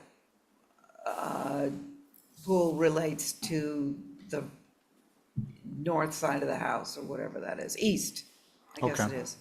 Thank you. Connie, do you have anything to add? No, but I They've would covered be in it. favor of seeing revisions. Revisions, okay. So it sounds like where we have consensus, where we don't have consensus is what that rail system will look like. And I can. But that, just, I want to make sure I'm clear, and if I'm not, someone can pipe up, or I'm not accurate. Where we have consensus is we want to see a perspective that's accurate with respect to the grade differential. What we agree is we don't want to see the railing, because if we see the railing, it means that we're going to see the effects of the lighting directly. If it's a wire fence, we're going to be seeing the lighting through it, which is a problem, which may or may not be in our purview as an architectural element that affects the character and setting, but is still a concern that will affect the final decision. So I think, and an elevation that shows the pool side. And I think that we can, we've discussed this enough that it's going to come down to what are the visual elements, and we can make a decision and be done. So we're not, I think we've hashed out any of the topics that are a concern. So at the next meeting, we'd be making a determination. And is it something I can like file by Thursday? For next, I don't know, there's that new procedure you try to implement. Do you think you'll actually have that by I'm seeing a no. So I would say respectfully, no. Okay. I'll get you out of the hopper. You won't be in the hot seat. Thank you. Okay, thank you. We appreciate it. We're going to move on to, motion to hold for revisions, perspective from the, hey, America. No, you don't need to get up. The motion is going to be hold for revisions, hold for additional information, which will be elevation from the pool side, a perspective accurately reflecting grade, and to some extent, the natural plant materials. Okay? Is that the motion? Carrie? Yeah, and, yeah. On your motion, all in favor? Aye. Aye, anyone? No? I Anyone to no? Okay, carries unanimously. yeah, What? I think this is a case that we need to put on one of our very long agendas for future discussion, that houses with extensive landscape need to come together, because the house didn't show it. Yeah. Add that to OFC list, Yeah. please. Okay, now we will move on to 2 Dukes. And you guys, I just want to take this opportunity to say, did I miss that? Oh, 6 Woodland. Or Woodland. 6 Woodland, I'm sorry. At our last meeting, there was a couple applications that lasted 20 minutes apiece due to crosstalk and interruptions. And there's a multiverse that both of those would have taken less than 8 minutes, which was the average for hearings otherwise. So I'm not pointing to anyone, but crosstalk is difficult, interruptions are difficult. They also make it very difficult for our minutes taker to make the minutes happen, which delays them, which is very problematic to our process. So please, through the chair, and sit on your hands. With that, we are to 6 Woodlands, Stowe Mountain Builders. Good evening. Good evening. My name is John Schaefer. I'm here for Skyline Road LLC, application for a pool cabana. It's probably an unusual circumstance you're going to have tonight, so I have a few comments I'd like to start out with. First, I'd like to apologize for not attending the previous meetings, both to the board, and I believe there were some interested parties that came and were not able to voice their concerns, and that's my fault. I had a personal family matter to attend to out of state, and I haven't been on the island much in the last month and a half or so, so I'm very sorry to waste anyone's time, and I wanted to get that out front. Second of all, I'd just like to address and take full responsibility for the judgments that were made and the fact that we constructed the pool house without the proper permits. We started out, thought we were on the right path, we got quickly derailed and continued thinking we could sort out the permitting while we were doing this, which in hindsight, it was a much longer process, and it's led us here today. During this permit process, it was discovered by the Board of Health that there was a latent defect in the septic system on the property. They kicked the application back to us, and after a site inspection, requested a new design, an IA system to accommodate 12 bedrooms for the 3 buildings. So we thought that wasn't going to happen, and it's been quite a process getting that part sorted.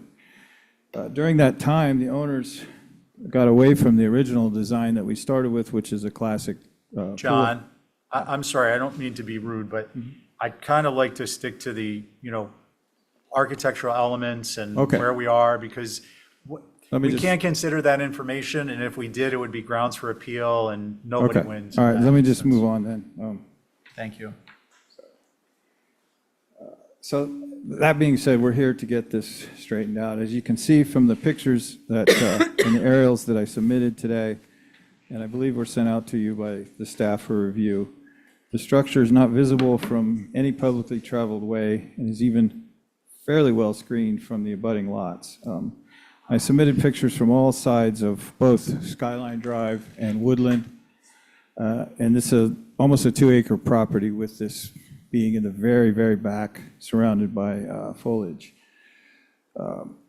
We realize that the design is a very atypical flat-top structure with a sun deck. However, as the structure is not visible from any publicly traveled way, it should be approvable on that basis.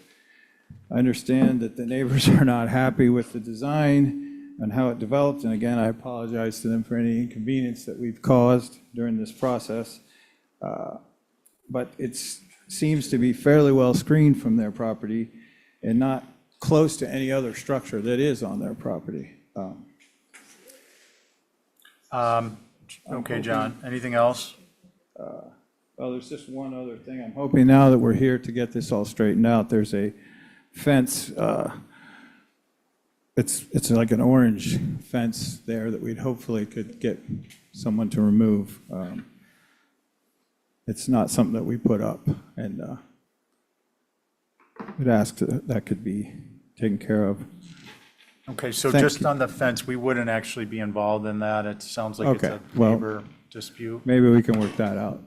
It's a temporary fence, so it doesn't need an HDC approval. I didn't say, I didn't know, No, but, I'm teasing you. yeah, okay. Okay, why don't we go to the board, regular members, and I didn't see anyone stand up. Oh, yeah.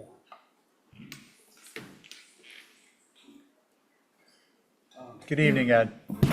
Ed Lemberg, okay, 12 Skyline Drive, and Good evening. thanks for the opportunity to speak tonight. You may want to talk, yeah. Real close. When you can hear yourself in here, then it's working. Is it working now? No, real close, like a lollipop. No, like this close. Like that. A little more. There you go. Well, how about COVID?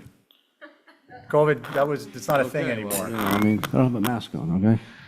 Thank you, I'll make this brief, and then my wife wants to say something, but thanks for addressing the issue of like people showing up late and have people have to wait, and that's what I deduced from what you were talking in the beginning about people not showing up for the meeting, and, okay, thank you for that. And I'm only here because I am the butter, of course. And a year and a half ago, I heard banging and this and that, right? And I'm a carpenter, so out of curiosity, I looked over that way, and something was being built, fine, no problem. And then happened, I'm not, at a later date, okay, there were, the carpenters were, I can see this from my property, were working on the ceiling joists, and suddenly I noticed that they were kind of curved like a boat. And I said, gee, what's that? And I went to the building department to see the COA, which shows an 812 pitch. And I went to the staff, I think it was Graziella, and explained that what was going on, unpermitted, was not approved. And there was no submission to change it. And it's patently wrong. There's no precedent whatsoever that I know of, and it's not mentioned in the handbook that you can build something similar with a flat roof.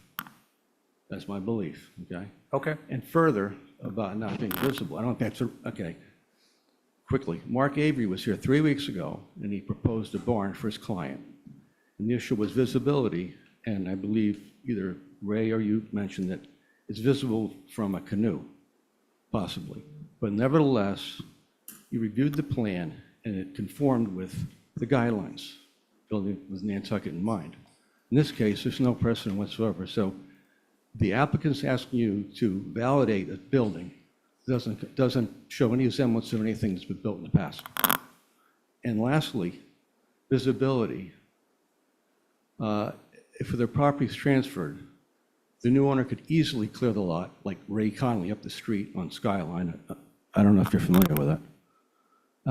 Number two, the area is infested with beetles, and the pine trees are taking a beating. And lastly, which is, this is not a, don't take it wrongly, but if I were to clear cut my property along the property line with a bush hog, which I could do, which I won't probably do, it would be visible. And if anybody questions that, they could come out to our property and take a look. And I say no more. And Okay, thanks, Ed. Yep. Yep. You guys have been here, so I'm giving you a little bit of indulgence. Okay, I'll be as brief as I can be. I wrote it out, so. Just want to give you a little background on it, and you can tell me when I go in the wrong direction. The HDC approved a cabana at 6 Woodland Drive in February of 2022. And the cabana's roof was to have an 812 roof pitch and have a conventional appearance. In 2023, the construction of the cabana began with the first floor of the HDC approved plan from 2022. However, the roof was constructed as a flat roof with railings, which were not on the plan. The construction continued in 2023 with an addition approximately 3 feet from our lot line that had another flat roof and a railing system. If you will, a second party deck that was not approved by HDC. The construction continued with a pergola and a large deck, also not approved by HDC, and also approximately 3 feet from our lot line. All construction had proceeded without a building permit having been obtained. Recently, the unpermitted addition, the pergola and the deck have been removed, and we're not sure why. But that leaves us still with a roof surrounded by rails in our face. And we believe that there has been no precedent thus far because it doesn't meet the guidelines of Nantucket, building with Nantucket in mind. We ask that the committee vote to deny HDC approval for this new application. Okay, thank you. One more comment? Briefly, and then we're going to the board. Yeah, I want to thank the Lindberghs for their comments. Marcus had us remove anything that was in a setback violation. That's why that happened. And I'd also like to revert back to the original approval, if that's a consideration, so, as an option. I'm going to need clarification on that, John. In other words, the 8 pitch that was approved originally. Okay. Get rid of the flat deck 2022. and go back to the original Gotcha. approval. Okay, If that makes everyone more, thank you, John. I think I'm clear on what, I didn't understand exactly what you meant when you said Yeah. revert back. You're offering to rectify the situation to Correct. your previous approval. Correct. If that's the case, we could vote on that now and be done with it. We do have, it is the regular board, given the new information, to my mind, that the applicant is willing to build what was previously approved.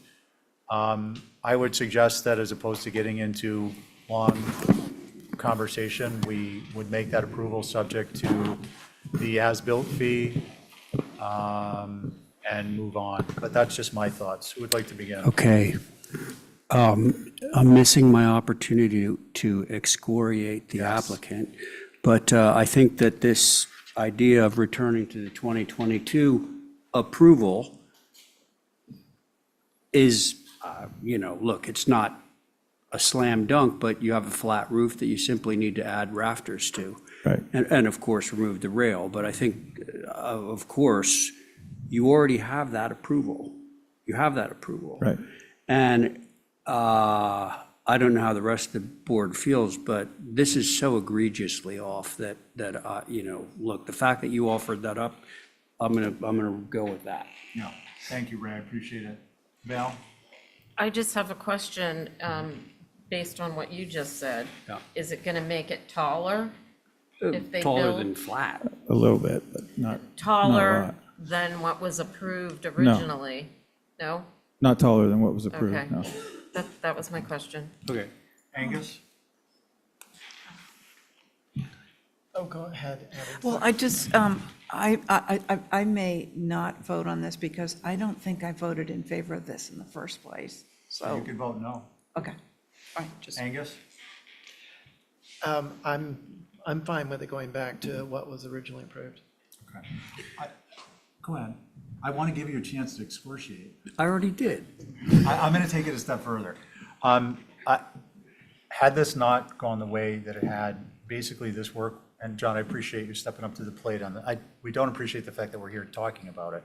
I get that. But, so this would have been work without a COA, and therefore the building permit would have been work that wasn't permitted. So you haven't finished the work yet, in a sense, because you haven't No. gotten a COA, and you're going to go back to the approval. Absolutely. But if, on the other hand, this had been a structure that was built without a COA, and you didn't have that to revert to, given the nature of the structure, and if you had been kind of fighting the other way, the HDC would have been within its right to request that the structure be completely removed. So I just want to put that out for people. I understand. You know, we're not necessarily a paper tiger. So please come in, go through the process. It's well worth it for everyone, including the community, and we'll go from there. How about, I believe, given the information we received, that the motion would be to hold this application pending, Linda, please, not on the floor, you're out of order. The motion would be to hold this application pending further review. If for some reason the modifications aren't made, then we have this open to pursue. The town does not have to go back through the process of bringing someone in front of us. And that would be, I think, behoove us to put a date on this. So when would you, John, anticipate wrapping this up? I'd like to do it in September, so we're not bothering them, and that's when we're going to do the septic work too, so. Okay, so we wouldn't actually make a motion that you have to complete the work by then, but we could motion that we want to reopen this application as of October 15th. Okay, And put it in a calendar, and if you don't come in for a COA on the original approval by then, it could become an issue. okay. And that just gives everybody a clear expectation of what's going to happen and when. Okay? Okay, thank you. Does anyone have a comment or concern about that? My comment is so moved, Mr. Chair. Thank you, I appreciate it. I just wanted to make sure we pin this down. All in favor, say aye. Aye. Any opposed? I Aye. mean, no, I'm agreeing. Want me to do that again? I'm an aye. Thank Was you. Abby a nay? And Abby, you're a no. So let the record reflect 4 in favor, Abby against. We're on to 2 Dukes Road, new guest house, and subsequently new garage. And I think, Connie, you are up? Mr. Chair, I think maybe the pizza's there. Oh, should we No. take a quick break? Oh, Yeah. oh, no. Yeah. Sorry. Ray, It why was do you the have such a husband who big pointed mouth? it out. We're going to break until 5:57. Thanks, Joe. This happy time. It's freezing here. 5:57. What if we took Is a that-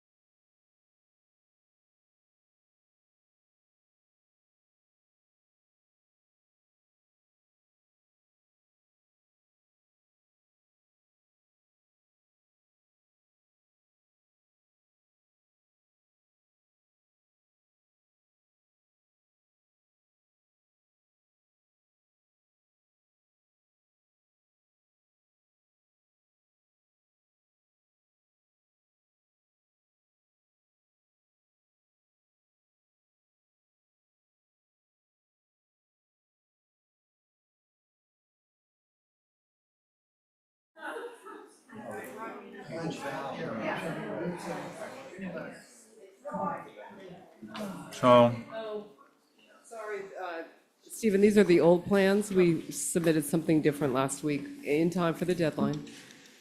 and they're not, They're not those. The architecture is the same. It's the location of the buildings that's changed. okay. Yeah, I was told it was submitted.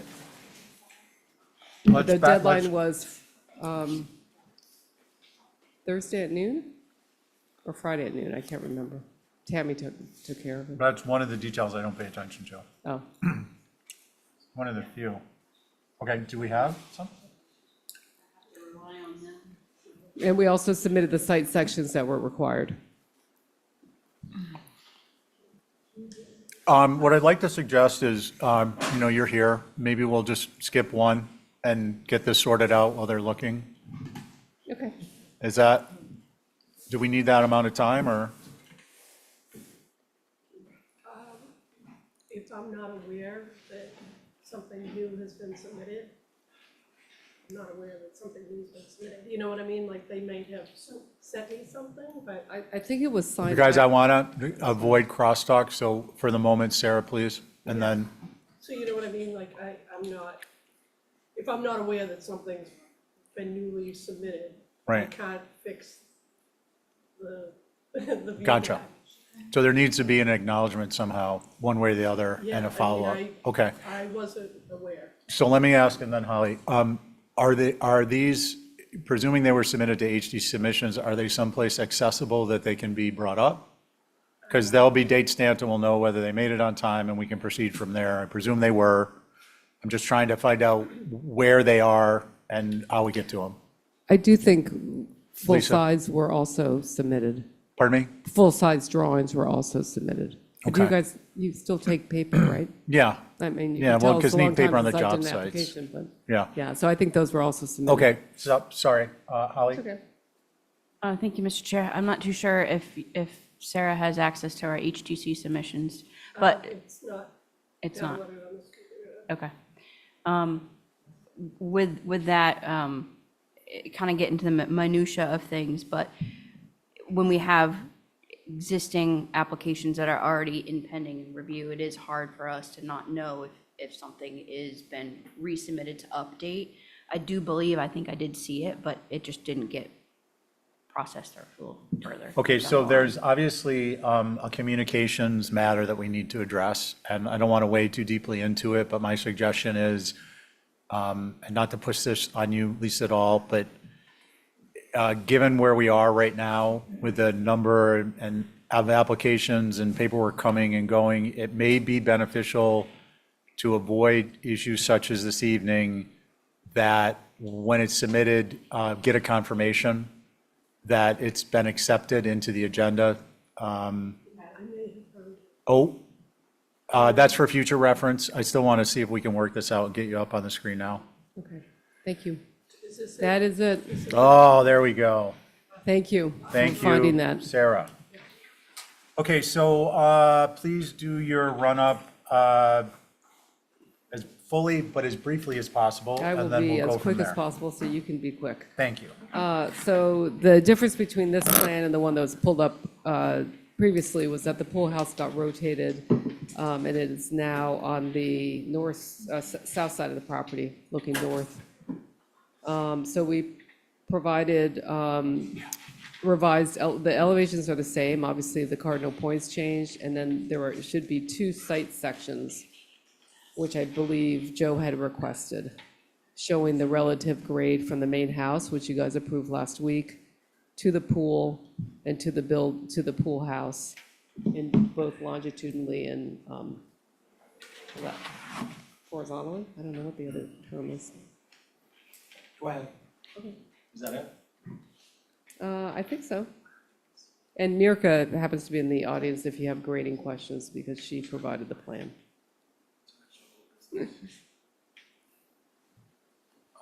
Lisa, do you recall, this actually should be under old business, do you recall who your board was? I thought she just said that Joe requested. No, If I no, may- he requested as part of the main house application. Okay, These were to track with the main house. got it. That Thank was you for the why. clarification. Yes, So, yes. the question I'll repeat is, do you know who your board was? I did not have a board. I don't think it was ever opened. On the main house? Oh, on the main house? Yeah, because Boy. as you know, we typically, Joe, Abby, you, Stephen, Val, yeah, I'm just No, trying I to think. didn't sit on it because I worked with the neighbors, Oh, okay. working with the neighbors. Well, I had 5 people. I can't remember if I sat on it or if I was just speaking I think you did sit on it. It was the one that we had to add the 2 chimneys. Yeah. I think you were on it and maybe yeah, 'cause Connie I did then. comment on it, but I can't 1, remember if I 2, was 3, doing 4, it. 5. Connie, Joe, Carrie, Stephen, and Abby. Connie, okay, so your board is myself, Stephen, Abby, Excuse me, we Carrie? did lose Diane though, so maybe Connie wasn't on it, because Diane was originally on it. So maybe I only went ahead with, I only had 4. so we'll go without an alternate at this point, and if required, you could look back at, have someone look back at the meetings, determine who was the alternate, and they can mull it in. Oh, it was never heard? Was never So heard. we can just put somebody in, Angus will sit Yeah, on that. that's right. Okay, yeah, I mean, the idea, folks, is just that if a house was heard, we have members who were on the house sitting on the accessory Yeah, to structures. be consistent. Okay, so again, it's myself, Carrie, Abby, Joe, and Angus. Could All right. I start? Yes, Okay, please. because I think I have the question of, would this be visible from Duke's Road? Because now that it is showing all those 3 French doors, nano doors, is there visibility If you look from at the Duke's site Road? plan, I think you'll see that the driveway curves around and then that whole section will be vegetated. So there will not be a straight shot up from the driveway. Okay, that's my first question. And my second question is, it says that the height is 26 feet. Is that true? It doesn't look that tall. Looks like, 23 feet, 6 inches. oh, 23 23, feet, 6 inches. because this says 26 too. What does? The, well, I don't know, You maybe know, I that's- think maybe when, well, it's 23 feet, 6 inches from the north. On the south, where it's, the grade drops off, it is taller. But that's at the back of the building. Okay, all right. Those, I just wanted to clarify that. That's clearer in, Okay, Yeah. so just Abby, on this elevation, she's showing the taller height as opposed to the shorter height. Is that correct? you see the taller height is on the left. Yeah. Yeah. Okay. And the shorter height is on the front. Any other questions, Abby? No. Okay, thank you. Okay, questions and answers are done. Let's proceed with comments. Joe? Okay, I kind of had a question, but I'll make it part of my commentary. The site plan, can we just scoot down to the site plan? You've rotated the guest house location, is that right? That's right. Yeah. I'm going to say I have no concerns. My concerns previously were the retaining wall that was created on the back side of this, but with this rotation, I feel like it's working better with the grade. I know that the grade's coming up a little bit, but I think at the main house, the grade's gone down. And it looks like there's no retaining to transition to the neighboring properties, all of which I'm convinced isn't going to be visible. So I have no concerns. Thank you, Joe. Angus? Thank you. So it looks like the doors that are facing the pool are facing Duke's Road. And so I just want to clarify what is screening that from the road. Just vegetation through the chair. Yeah, go ahead, Lisa. What's your screening material? Screening material, yeah, for the plants alongside the left side of the driveway as you drive up. It's just landscaping? Yeah, it will be landscape, so I'm moving the driveway, right now it's kind of the existing driveway is on the bottom right corner, so that's all will be heavily vegetated, plus there are some existing natural trees which we preserve, and then new driveway is going to be cut so that undisturbed right now, so it will be fully screened. this corner of the property for the street. Thank you, I have no concerns. Okay, thank you, Angus. Abby? I think, so, I do have concern about from Duke's Road. Do we have a shot? Can I make a suggestion? Yeah. That if it's approved, it's subject to the nano doors aren't visible time of inspection or thereafter. Perfect. Just a suggestion. Yeah, no, that's a good suggestion. Okay. Anything else? No, I just. Okay.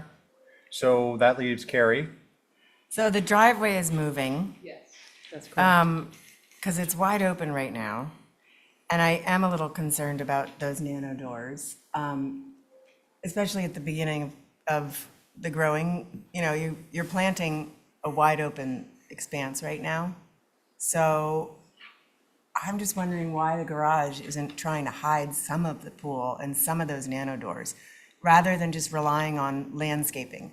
I see pools all up and down Dukes Road and Vestal Street, and the landscaping doesn't cut it. So that's my concern. I think some sort of fence up there to really make sure you're not seeing, you know, what is it? 16 feet, 24 feet of nano door? Or 18 There would feet? likely You be a guys, I fence. don't, hold on a sec, please. We're not going to go back and forth with design questions. Right. So Carrie's comments are her concern and hardscape elements that are rigid board. So not to be, interrupt anyone, but we got to get in the habit of not designing at the table and cross-talking. Yeah, So- so those are my concerns. Okay, thank you. Thanks. That leaves me. My only concern with hardscape elements is that they don't become kind of a foreign interjection into the landscape. If they can be mitigated with landscape materials that aren't themselves then becoming a large mound in the middle of a property that would not ordinarily be there, that's one thing. But if the fence and then the plant material that are utilized to hide the fence become almost an architectural element on the topography, that's something that's a concern for me. If that can be accomplished without creating that effect, I have no concerns. If not visible time of inspection or thereafter, the nano doors can be accomplished by simply having naturalized plant materials around the site so that you don't view it from Duke's, but at the same time, we're not putting a line of privet along Duke's Road. I'm fine with that too. What do we want to do, folks? Stephen? Yep. Somebody mentioned that the driveway has changed from what we're Yes. saying. Yeah. Do we have, I see that on the It shows it on the plan. site plan, it's very light. The driveway used to come from the Yeah, northeast corner, yeah. and now it's going to go further down, so that all that will be revegetated. So clarification, what's shown is what's proposed. Yes. Okay.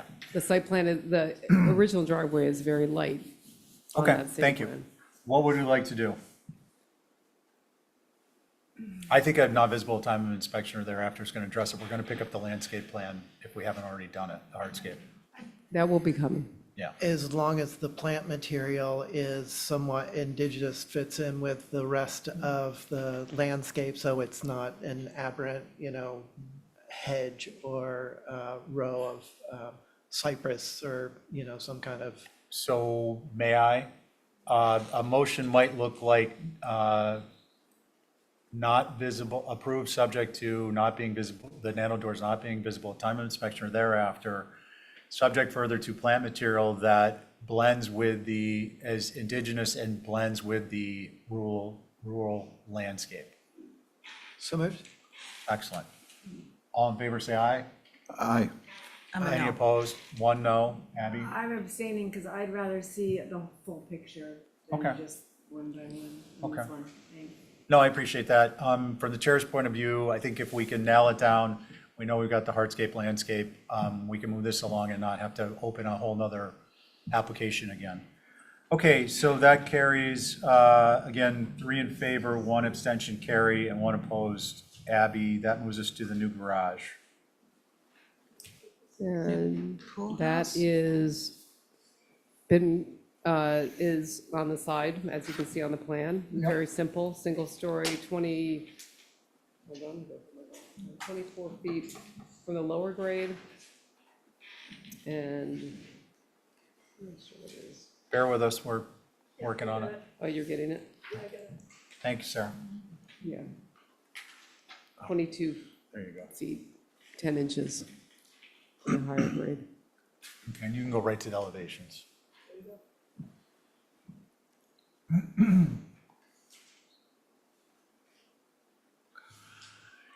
Does anyone want to see those again? No, I mean, it was a quick synopsis. The elevation that faces the road is the south. North, is that right? Oh, north, sorry. Can we see the north?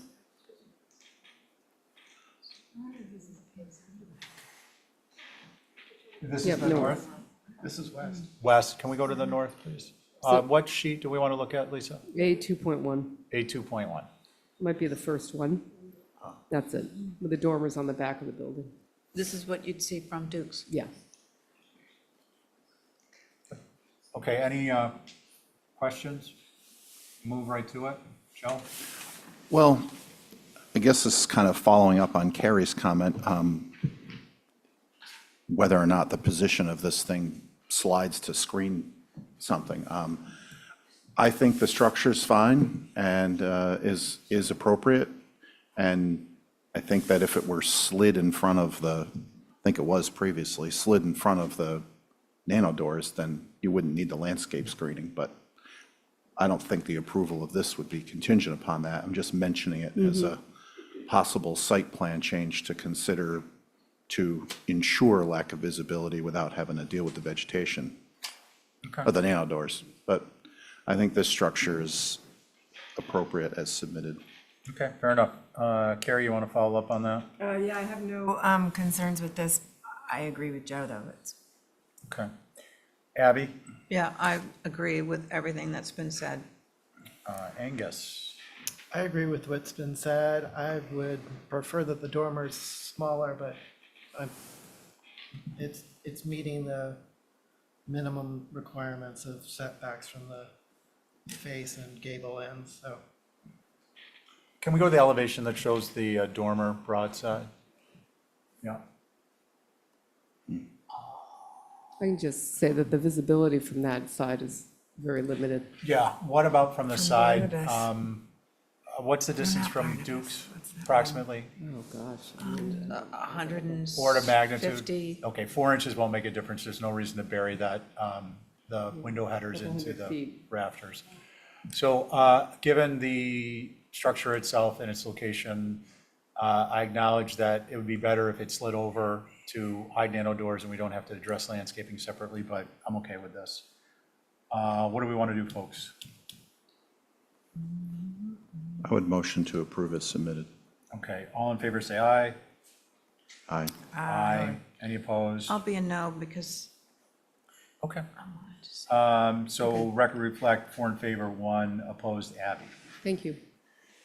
Okay, that is going to move us to 88 Quidnet. Mirka, I'm right here. and thank you. Oh, we have something to sign finally. yeah, Ray's not here, so we're going to go, I think. Oh, you do? I didn't see over there. Thank you, Ray. Connie, are we at you? I think so. And Carrie or Joe, who's next? whoever you want. Okay, so why don't we go with Carrie? So Angus, Abby, myself, Carrie, and Connie. When you're ready, Mirka. All right, so if, this is the application for the revisions to the approved landscape. So this is what was approved. It was the small patio in the front with the Goshen stones from the parking and the large patio in the back, approximately 480 square feet of the hardscape. We would like to change the material to the regular stone, and if we can go to the second page, just omit the front patio, just have a set of steps, just connect to the front door, or rather say mudroom door, and then just reuse small patio, square patio in the back. So from 480 square feet, the hardscape would reduce to approximately 180 square feet. This is all sunken. I already had the initial approval, all that hardscape I had was in condition of the natural vegetation, which we provided at the time from the Quidnet to fully screen the front yard and kind of just make it very natural, which I believe is a mix of bayberries viburnum and inkberries, all native, semi-evergreen with evergreen inkberries. Again, this will not be visible from the Quidnet, and we are just talking about a few risers between the parking to the mudroom door. Okay, thank you. Any questions for Mirko? Holly, did you have anything on this? Yes, Mr. Chair, thank you. So for the record, this is, the structure on the lot is a rehab of circa 1900 Rickerson House, old HDC survey on file you all saw changes to. The previous approval, as Merrick had mentioned, was for Goshen stone, and I believe that that's more appropriate, and I do believe that the commissioner who looked at this also felt this the same way. So those are my comments. Thank you. Thank you, Holly. We don't have a Quidnet advisory group, do we? Nope. Just joking. Who would like to begin? I'll go. Carrie?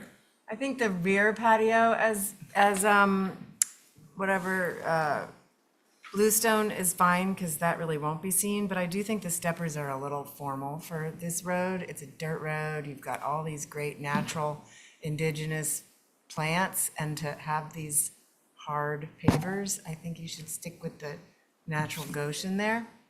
And that's it. Okay, thank you. Let's see, Abby? I agree with that. Okay. Joe? Oh, I'm sorry, Connie? Yeah, I agree also. I'd be in favor of Goshen. We got a 3 in a row. Angus? I prefer the previous approved plan with the Goshen and just the more naturalistic approach to the whole landscape. Okay, thank you. I agree, soften up the steppers. It's not our purview, but I just think this landscape I'm sure it's going to be beautiful, but, I mean, you've been out there. It's grass everywhere. The first job I had on Nantucket was mowing Quidnet. I mean, literally, I spent a summer just starting on one end and going to the other end. So my feelings are, we don't have purview over the landscaping, but I would ask you to self-edit as much as possible on the plant material. And do we have a motion? Oh, a motion to approve changing the bluestone squared off stones to more naturalistic Goshen. Okay.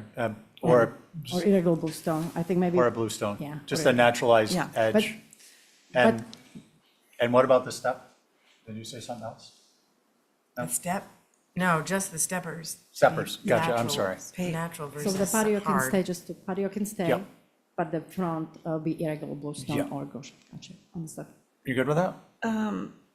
So there were two patios, right? I thought you took one out. The front is the- away. The one in the rear. Okay. Like, I want to avoid crosstalk. Okay. So the one in the rear would stay. Yes, I'm fine with Fine that. with Thank that? you. Okay. So the motion is just to soften the edge of the steppers, and that would be through staff.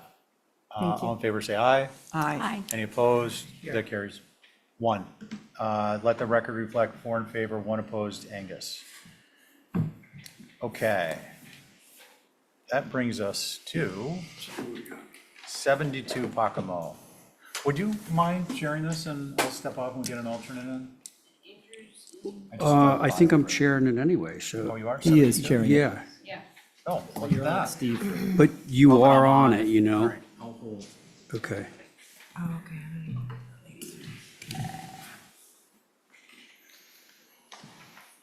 Hello, Andrew. Hello, if it's okay, I would like to share my screen. That would be great. While you're doing that, board is myself, Stephen, okay, now Diana's obviously not here, Abby, Val, and I'm just going to choose Connie because she's the first person on the list of alternates. Okay, so, Okay. oh, the glass. Yeah, so if the board recalls, I was here almost 2 months ago for this project, at which point most of it was approved, and in fact, the board was incredibly positive over this structure. And there was just the conversation about the structure in the evening and what it would look like with the glass lit up. And we did some, I think, some pretty decent renderings to show the difference between what the current structure is and obviously all the other structures down the line. I can bring them up again and show the amount of glass they have versus what our proposed structure is, that I feel if you turn around behind you, I don't know if you all have this presentation in front of you, the impact is pretty minimal, the difference. In fact, I think this structure is less. What we're showing in our rendering also is this idea of using turtle glass, which is something that's used a lot in Florida. We use it on a lot of projects. It diminishes the light emitting from the home by 25%. And it's sort of like if you had sunglasses on. It's a filter that you put on the glass, which is one of the things that we're proposing, and I will ultimately propose for another project as well, previously discussed this evening. So I'm hopeful I can get into the details of the whole structure if the board would want me to, but I think there were no comments on the building other than just the impact of the glazing in the evening. So I'm hopeful this approach and these renderings demonstrate the effectiveness of that and the minimal impact on the site. Okay, Andrew, thank you. Anybody want to start into this? Can I ask a question, Mr. Chair? Yes, please do. Does it alter the appearance of the windows? It does not. It's a very, very slight filter, almost like a UV filter, but during the day, it's imperceptible. It's only in the evening that it stops the emissions of light penetrating through it. Thank you.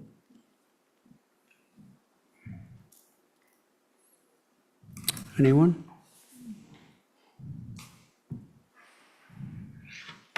I'll go. Thanks, Val. If that is in fact the case, that it will mitigate it like it's being shown, I have less concern than I did initially. Okay, And that explains why the light looks so different between the two, so thank you. all right, Val, thank you. Who's next? I'll go.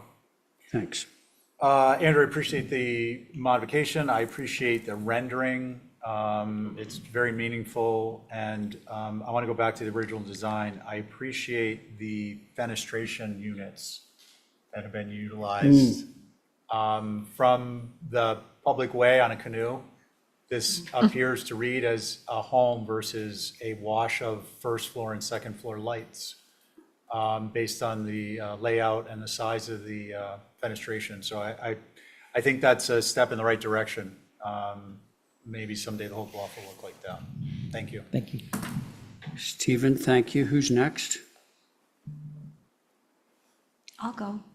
Thanks, Connie. I am intrigued by this turtle glass. I think this does make a difference in the light that we can see. So, and this is good. Thank you. Connie, thank you. Abby, that leaves you. Yeah, so I hate to be it's just that these are, so the difference between the old-fashioned way with the windows with shingles in between, these are blocks of light.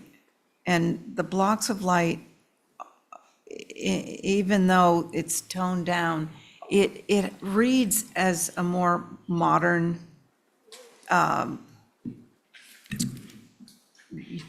design, and I think the light is still an issue. So that's just my own feeling. Thank you. Abby, thank you.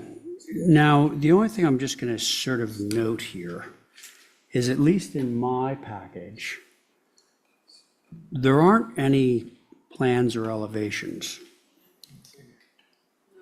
Mr. Chair, I was not, there was no revisions requested. It was a Well, I point of do understand that. clarification. I Yes. understand that, but so, I mean, this is more a question, I think, for staff. It's like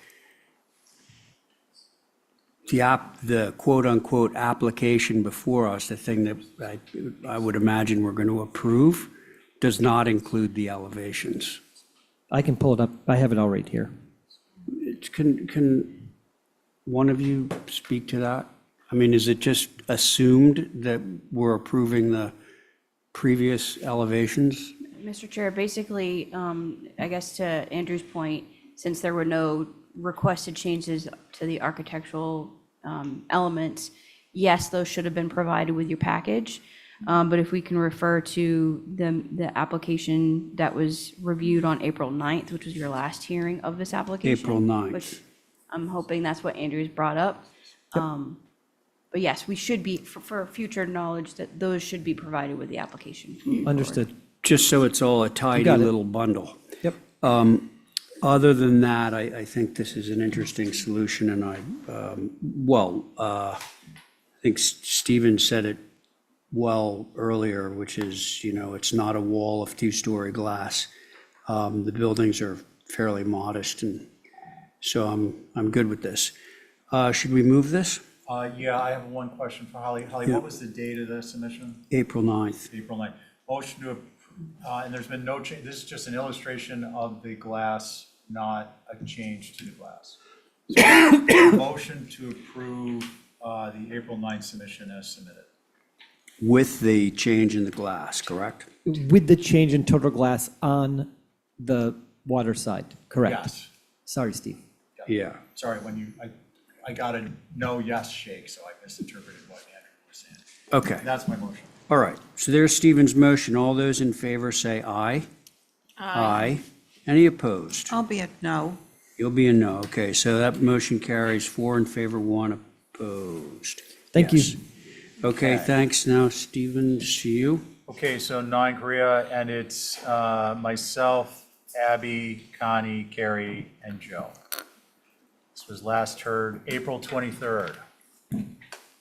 Brooke, Yes, good evening. how are you? Good, thanks. Good. So the last time through, there was some concerns about the dormer on the south elevation. If you look to the right, you'll see what the previous proposal was. There were 3 windows, and now there are 2. The dormer was made narrower by a foot on each side. And I also lowered the eave height by a foot.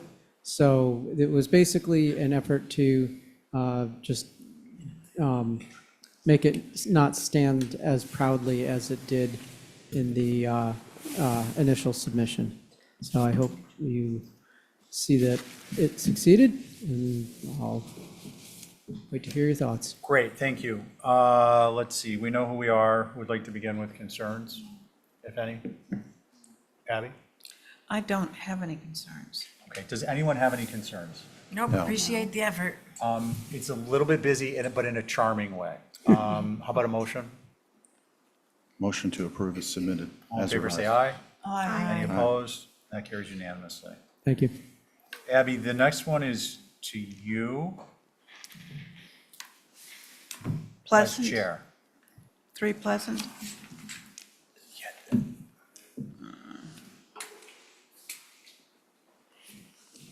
And it was only 3 on the board and 1 was Diane. Well, but looks like you got I some, mowned in. Oh, okay. and Connie and Joe are All taken care of. alternates. This is Andrew's. What's the Andrews. address? 3 Pleasant. 3 are. Shutters on this one, What's that? is there something about shutters today on this one? No. That was not. So what about Coombs? What about? So Abby, excuse me, I think what you should do here, most logical thing would be, now that Diane is off, you're chairing, Val and Carrie are on, and Connie and Joe are alternates, so there's your board. Okay.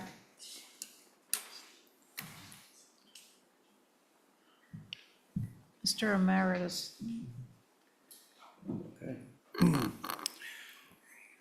All right. Thank you, Madam Chair. So you've seen this application I think twice before. And so we're looking to do an addition to this structure. And I think most of the discussion revolved around the elevation that's visible on the street side elevation, specifically the dormer. This is a great sheet to stop on. So we tried a number of different dormers. We initially had a shed dormer that was wider, about maybe like 5 or 6 feet wide. We tried a transom dormer where the eave ran continuous, and we landed on this gable dormer. And we thought that this was the most subdued option. It's just a single window, single gable dormer. We think it's works pretty well, complements the rest of the dwelling. And also, if you scroll down, we have a couple of images just showing how far back this piece is set, and then also some existing vegetation. I think it's a little bit further down there. But anyways, with that, we're hopeful that this is a suitable option for the board. So with that, look forward to comments from the board. Madam Chair, thank you. Thank you, Matt. Holly? Thank you, Madam Chair. So for the record, this is a circa 1804 typical Nantucket. It was originally built for Reuben Dow, who was a mariner. This house is approximately 1,473 square feet. And I note that the addition has gone down, which, thank you, Matt, down to 668 square feet. The east dormer on the facade, I think, is of concern and not appropriate, especially as a flush shed. Commissioners did ask for a simplification last time. I think the proposal, while it's reduced somewhat from the original and a lot of ornamentation, there was still a need for it to be simplified, as commissioners had mentioned before. So I do think it's still ambitious, both in the size and complex. So those are my comments. Thank you. Thank you, Holly. Okay, board members. Abby? Oh, Yeah, Mickey's there. oh, great. Mickey? Yes, thank you. Hi, so this is Mickey Rowland. I'm representing the Historic Structures Advisory Board, which includes myself, Jason Finger, Mary Bergman, Marcia Fader, Sandy Kendall, and Diane Coombs. So our comments are probably pretty similar to Holly's. We feel the front gable dormer is a little odd. It kind of stands out as unusual on this structure. But I think it would be better without any dormer, or perhaps some low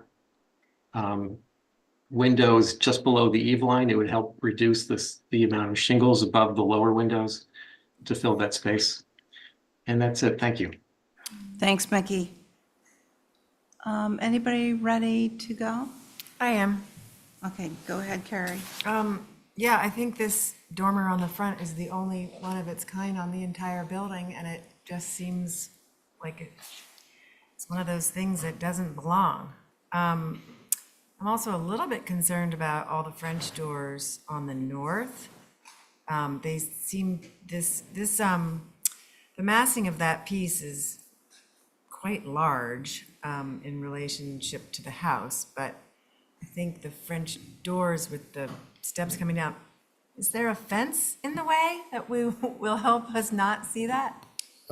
Through you, Madam Chair, yeah, there is. It's actually, if you can see in that elevation, which is the north, it's set back really far. And there's so much vegetation, mature vegetation on the street. And the adjacent fence, there's, I think, about a 6-foot privet. There's a 3-foot type 2 picket fence, and then there's vegetation on the neighbor's yard. Okay, that's So- all behind the parking? Like Yes. there's parking and then a fence and vegetation and all that? Yes, and Okay. there's some imagery in there too. We actually have the 3-dimensional scan, which we're able to capture all of the vegetation and the existing mature trees there. So honestly, when I went back to this site for the first time, you don't even really realize it's there, so. The 3Ds help. I didn't see them yet, so, yeah, those help a lot with the French doors. But that dormer, I just think should not exist.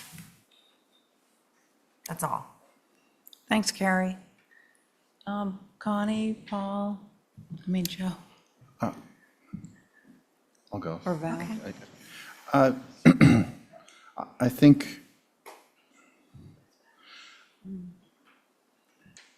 yeah, the gable dormer feels like a foreign element, so I think a shed dormer, I know you had a shed, but it was wider, it was double window, and you didn't read a lot of that secondary main roof line with the double window dormer. So I think if the gable dormer went to a shed with this same window, I would be supportive of that. That's my only concern. After looking at the 3D, it also looks like that patio steps down on the side area too. Yeah, so my suggestion would be to make that gable dormer or shed dormer, single window. Thanks, Joe. Connie or Val? I can go. I would be in favor of no dormer, and bringing that window down as Mickey had suggested. I think that would be the most simplified to add to the house. Thank you. Thank you, Connie. Val, you ready? Sure. The dormer as well is the main concern, I believe, for me. And, is there any merit in just having it pushed back and running the fascia across and having a smaller window and making it a shed? I mean, it's over a bathtub, but you can still make that work. Through you, Madam Chair, we did do a version of that. And Holly, if I could share my screen, I could show you that version.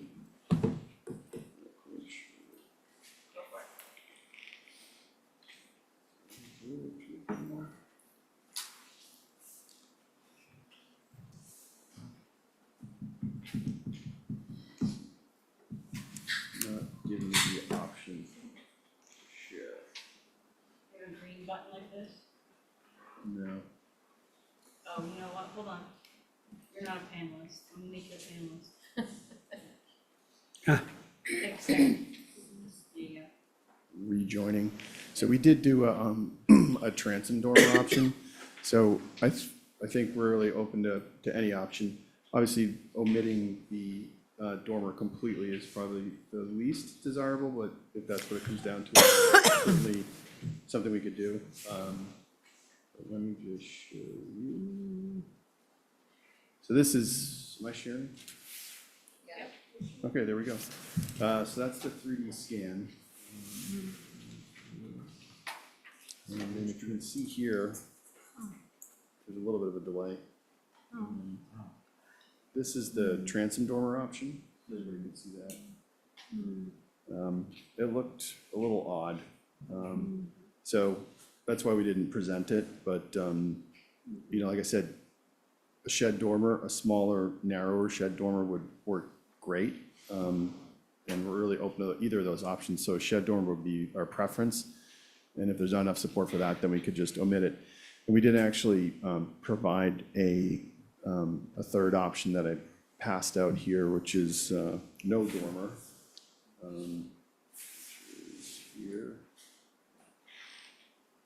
Which is a third option. So I would say it sounds like a shed, a smaller shed, or this, or the transom dormer, really whatever the board sees, you know, fit. Who's Madam the Chair. chair, Abby? Can I ask a question through you, Madam Chair? Yes. Matt, what about using one of these windows and making it a little shed dormer pushed up as opposed to this transom? Yeah, actually, you know what, that would work too. That would actually probably be more proportionate. So that would be a great option, where so the eave runs continuous, the shed dormer is set back, and we use these two, I think they're H-type windows. Happy to do that. Not two of them. Not two of them, though, just a single, or a single just where they are. Val, are you, That was just my question. Okay. Yeah. so, Matt, so it's kind of coming around to what I was thinking, like, why can't it be like the massing on the left, where it's just Let's see. All 2 stories? Yeah, just see the massing on the left of the building, it would be appropriate since it's already there historically. Yeah, we could do that. We could actually even lower it so that it's Yeah. lower than the adjacent eave by a foot or even And 18 they're- inches, honestly. There are different, Because there was a version of that. Yeah, we did have a earlier version of that. okay, well, do you have enough information to go on? I mean, I think I do. I mean, if the board is on board with that version, I could certainly do that. I could lower the plate height, so it's basically a foot or to 18 inches lower than the eave of the main mass. And I'd love to just do that. If that's a 3-staff option, that would be great, just because there's a bit of time between the meetings these days, which I understand why. Joe? Thanks for your If the applicant could go to A2.1, I just want to make sure we're, whoops. I got multiple things open here. I think the first thing the applicant submitted was a 2-story option, but the eave line was almost in line with the existing one, but the windows themselves were split too far apart, I think. Oh, over here. Oh, yeah. Yeah. And it was too busy downstairs, too. Yeah. Well, we omitted the pent roofs, the pergolas. But so basically it would be the original east with a lower eave. Just so we could see the proportion, that actually still looks like an overwhelming addition. Yeah, I'm happy to draw it up I and think bring it it's- back. If that's Yeah, the it only, is a historic house, so.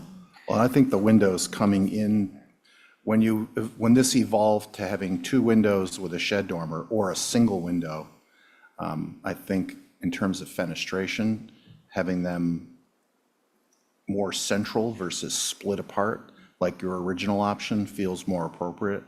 I think if you explored something like that with the dropped eave and no dormer, I think it's a difficult one to visualize. Yeah. And have that through staff. I don't know, that's just me, but they're Are so you subtle. talking about going back to the 2-story?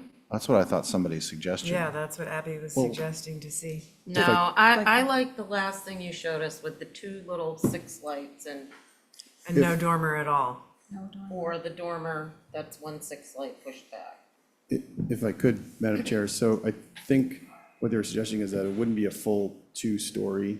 It would basically be lower than the adjacent eave height, so it would come down about, roughly a foot or 18 inches, and then we would take those 2 H-type windows and put them just under the eave. So it'd be kind of an amalgam. It's essentially no dormer. It's the no dormer option, but it does give us the benefit of it, probably like an additional 6 to 9 inches of plate height. But it still wouldn't, I don't think it would read as a full 2-story. It wouldn't be the original submission. So I think it's a combination of all your suggestions. Okay, Okay. that sounds good. Do I hear a motion? Well, are we doing it through staff or are we? We're do- or are we we're- I'm doing not it to comfortable see? with that. I'm happy Yeah, I to think we gotta draw it, see it. He Madam wants Chair. to do it, If right. that's- If that's, I totally understand, given I it's think it'd a be good to historic see. structure. Yeah, let's see Motion it. for minor revisions. Okay, thanks, Joe. All in favor of Joe's motion? Aye. Aye. Any opposed? Okay, thanks, Matt. Thank you very much. Okay, there's Stephen, okay. All right, everybody. 69 Hummock Pond Road, new main dwelling. Good evening, Matt. So your board is myself, Abby, Val, Joe, and where are we in the rotation between Connie and Carrie? Mr. Sherry, for this one, you had Connie and Carrie available for alternates. Okay, so it's going to be Connie. 1, 2, 3, 4, 5, and that'll be for both of these. When you're ready, Matt. Okay. Thank you, Mr. Chair. So you've seen this structure previously, so I think if we went down to sheet A201.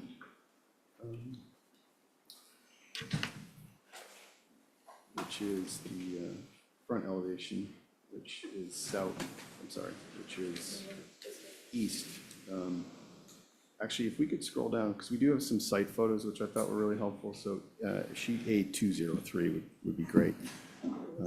Those photographs are great. So the bottom two photographs are photos taken this winter from the bike path, just to show the lack of visibility of this. There is an existing structure on the site, and you can see that it's really not visible. And this is the middle of winter, so there's not even full bloom vegetation, if you will. The upper two photos are those of as you get closer to the entrance of the parcel, and you can see that there's a ridge pole that we had erected per the board's request. And so obviously you see it when you approach through the driveway, but the ridge pole itself is not visible in those photographs. So it is a considerable distance from Hummock Pond Road. And then at the bottom of this page, we also have a site section, which is we've taken into account the existing topography. And so the topo does drop down, but you can kind of see the distance between the house and the road. But again, those photographs, if you scroll back up, we did erect the ridge pole at the proposed ridge height. It's just not really visible, I don't think, even in the dead of winter. So having said that, even if it was visible, we've made enough or changes to the design based on the board's comments. So if we could scroll back up to A201, that'd be great. Okay, so the biggest, if we could just scroll up one more, there you go, yeah. That's the east elevation, I believe. Yes, east elevation. So what we did is, one of the comments from the board was that there was like a lot of complexity. And if you reference the previously submitted east elevation, the left side of the main gable, there was a transom dormer. There was a lot of busyness, if you will, in that quadrant of the house. And so we basically omitted that program. So we've eliminated that section of the second floor completely, which took a little convincing on my part to get the client to agree to it. But we're able to actually capture additional space or reutilize space in the second floor so that we really don't have any second floor area on that section. And that part is also potentially visible, but again, which I think those photographs demonstrated, you're really not going to see this structure from Hummock Pond Road. Having said that, the visibility from the driveway, we thought this was a great move. We also reduced the roof pitch. So we dropped it, I want to say somewhere in the range of 2 feet. Yeah, there is. Main roof ridge height was dropped by 2 feet. And we did that by adjusting the pitch. We still like the main entry gable pitch being slightly steeper.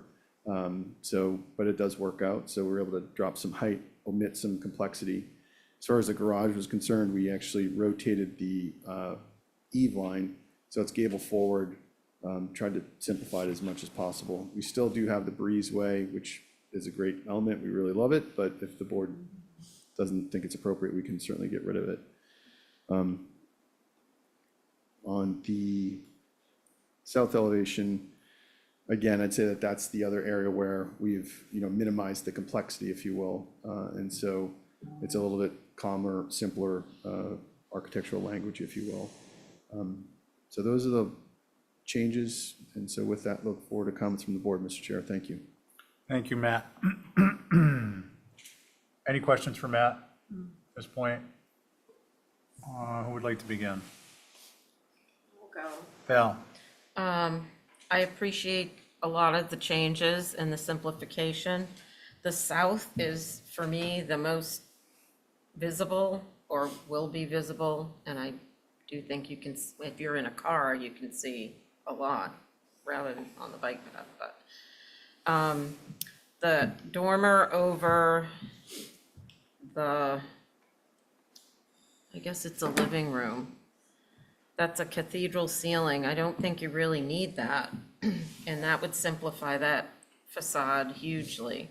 I mean, maybe you can leave it on the other side, but simple. Simpler? Yeah. Okay. Anything else? No, I mean, I typically have concerns with the breezeway connectors, but this is sandwiched between the buildings, which are going away from the road, so I don't think that has much of an impact. It's really about the south, and that is the most visible, or will be. Thank you. Abby? Yeah, I don't think I have any concerns at this point. Okay. Joe? Well, I appreciate that, well, A, I drove by there and I had to stop in the road in order to even get a glimpse. So I'm convinced it's minimally visible. I appreciate that the triple French doors are gone off the second floor. It's a single door. And there was another triple, either they're French doors that turned into a single on the ground. The only thing that jumped out at me was that dormer that Val mentioned over that rear mass, that I do think if the fenestration was more centralized on the second floor and that dormer went away on this side, I think that would be helpful. Other than that, I do have some concerns about the garage. I know that's up next, but that I'm trying to block that out with my hand as I look at the main entrance. And I think the change you made on the main entrance helped quite a bit, because now you read that as a secondary mass and it just changes the massing of this thing enough. So really, it's just that one dormer, I'd say, with the 3 little transoms in it.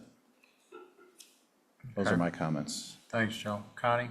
Yeah, I don't have anything else to add. I do have concerns about that dormer, and I'm not sure about the breezeway, but Val says we won't see it, so I guess it'll be okay. Thank you.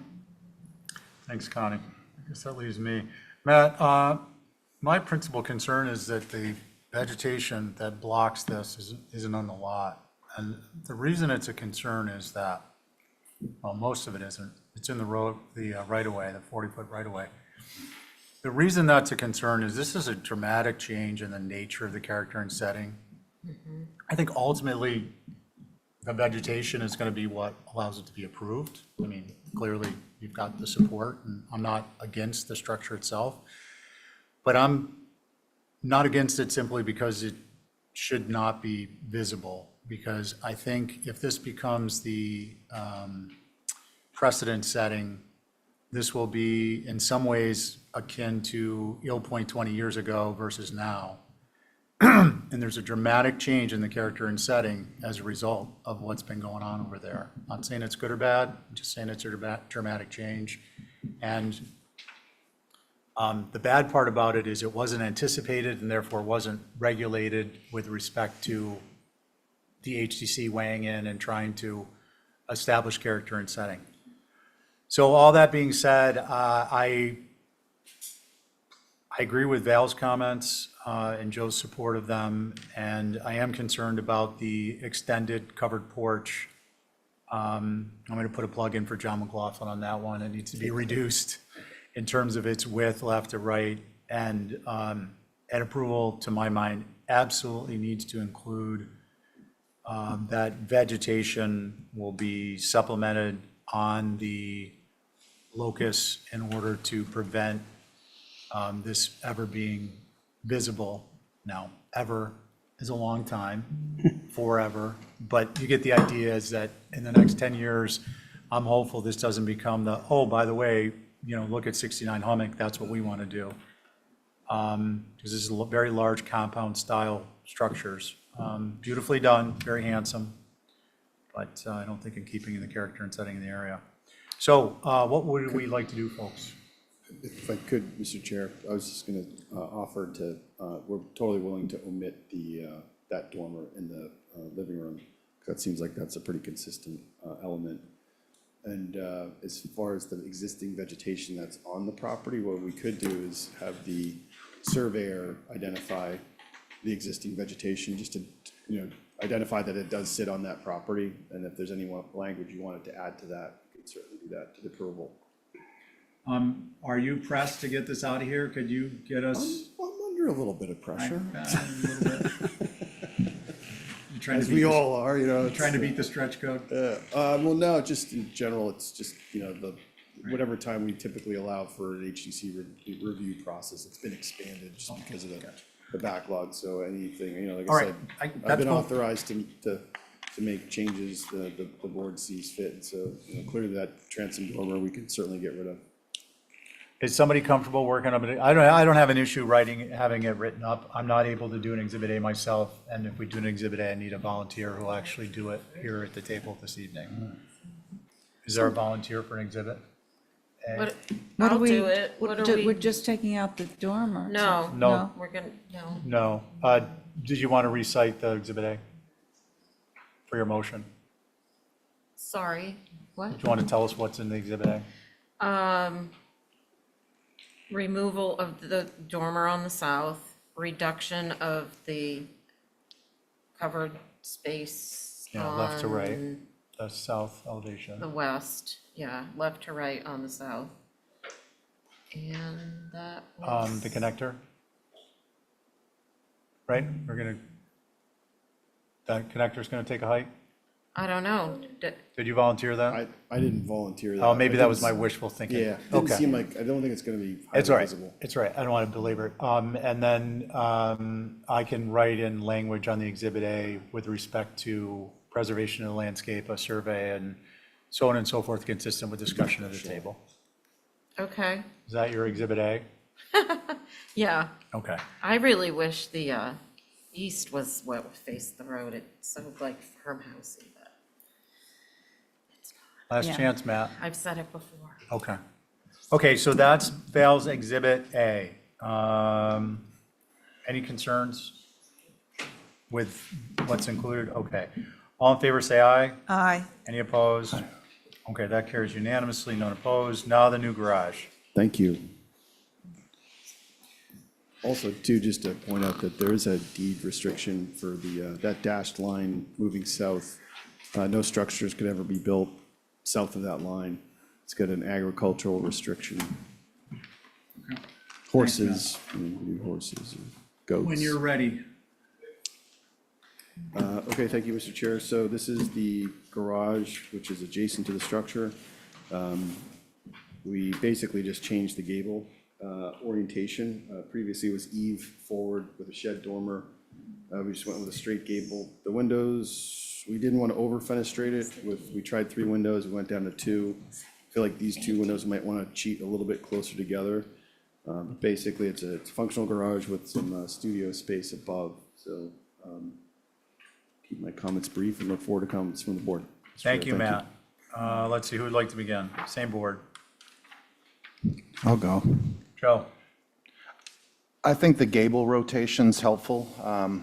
I think graphically, this thing reads taller than it is because the hatching pattern on the roof at the garage doors doesn't read like it really breaks this thing up. But that said, I still think it's tall. I feel like that gable plate height could come down a foot anyway. I mean, just looking at where the shed dormer meets the ridge and looking at this alongside the main house, it starts to compete with the gable of the main house a little bit because of its height. I think the previous application didn't compete, but it presented a broad side to the front of the house. So I think the gable helps, but I think if it lowers, it'll feel more subordinate and hierarchically it will be better related to the main house. I don't have an issue with the connector piece given its positioning on the site. Those are my comments. Thanks, Joe. Who's next? Val? I'm doing my exhibit.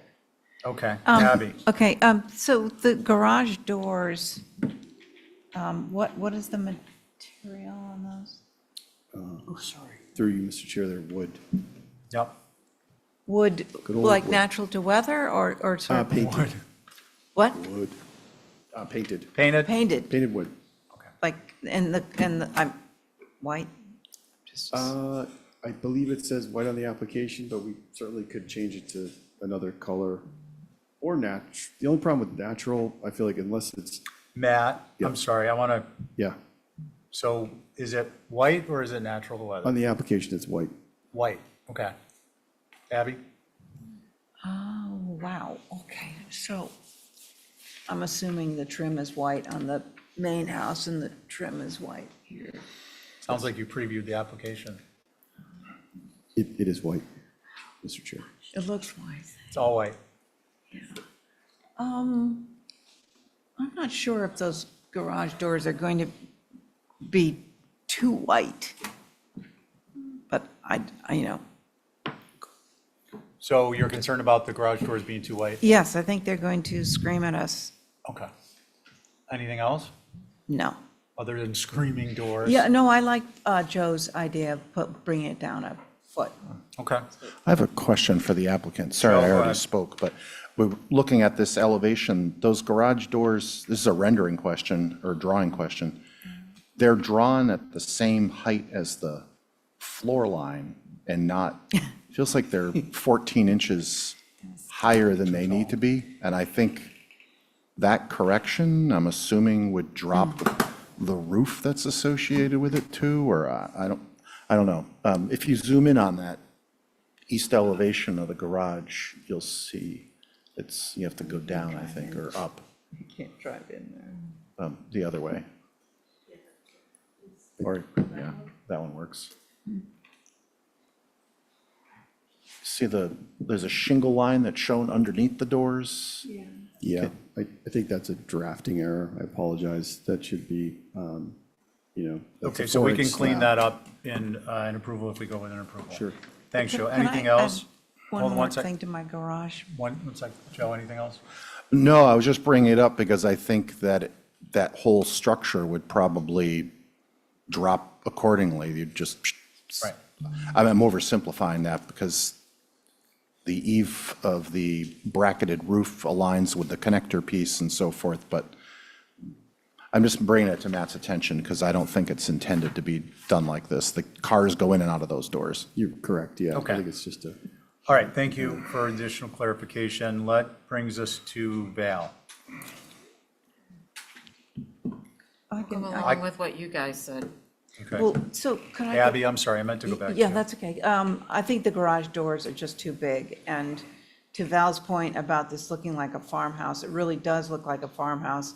So the garage doors being almost, side to, I'd like to see them pulled in a bit with more shingle on either side. I think it would be a lot more charming. you can do that. And I can lower the plate height. Thank you, Abby. Let's see, Connie. Nothing else to add. Still not crazy about the connector. Thank you. Okay, I'm with Connie. Do we have a exhibit A-able movement on this, or I presume we do? We're happy- Modification of the doors, Yeah, we're happy to drop the lowering plate the height by a height, foot. or do you want to bring it back? I'd love to, I can drop the plate height a foot and then cheat the doors in so that there's more shingle on either side of the doors. Okay, so drop first floor top plate a foot and cheat the doors in per exhibit A. The doors are 8'6" each. They could go down to 8 feet and you'd gain a foot of shingle across that. Okay, so Joe, is that your exhibit A motion? Yes. Excellent. All in favor, say aye. Aye. Any opposed? Okay, Matt's got that one, Val, you're off the hook. Okay, guys, we are on to 19 North Water Street. Abby, you're the chair. We've got less than an hour to get 10 more applications done in order to keep our rate up. All right, Just saying. love it. Oh, and we have 6,972 left. Yeah. Holly, is it okay if I share my screen on this one? I just want to make sure you get that right. Yeah. Thank you.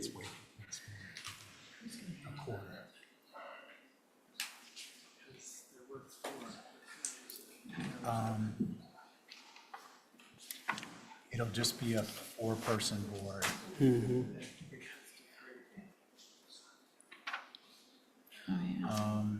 Abby, Val, Joe, and Connie, That's it, huh? right?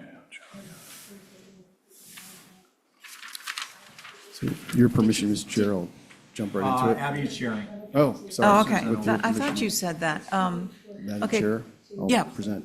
So this is the last structure that you're reviewing.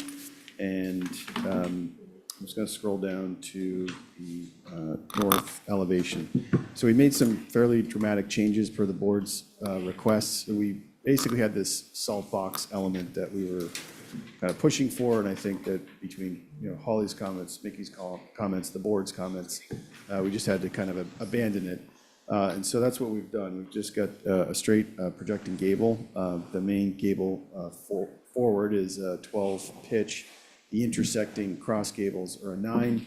I know that's something that Mickey has raised previously, but I would say that in the previous and initial iteration, we had a 14 pitch as the front gable, and then I think an 8 or a 7 as the cross. And so we've kind of brought those two pitches together, and I think a 12 and a 9 work really well together.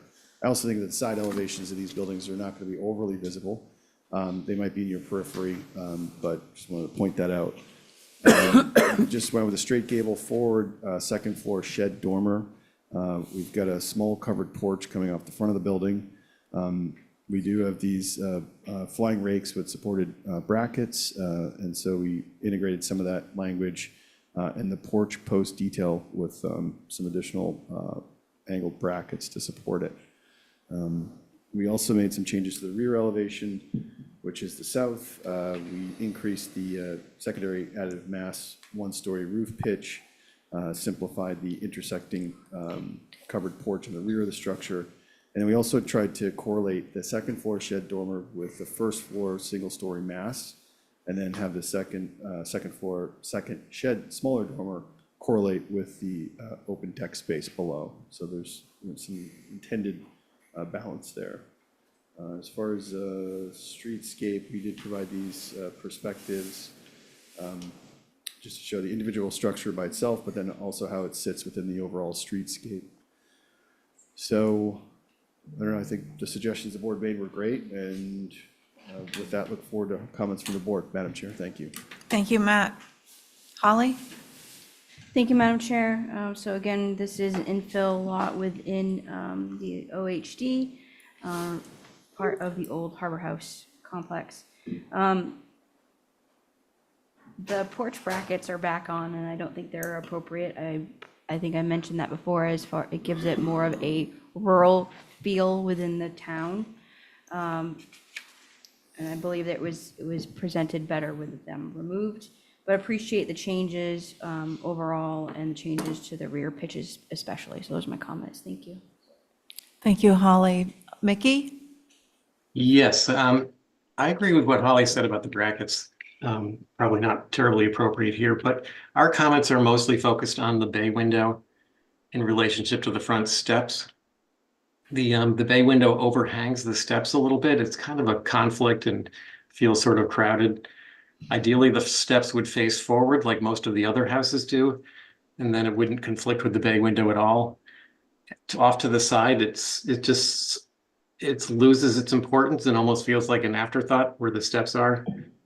And also the bay window could probably be narrowed down or made a little less wide by pulling the windows, ganging the windows together and reducing the width of that bay window. That's it. Thank you. Thank you, Mickey.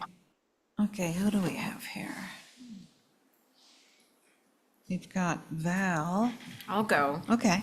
I so appreciate the changes, Matt. It looks great.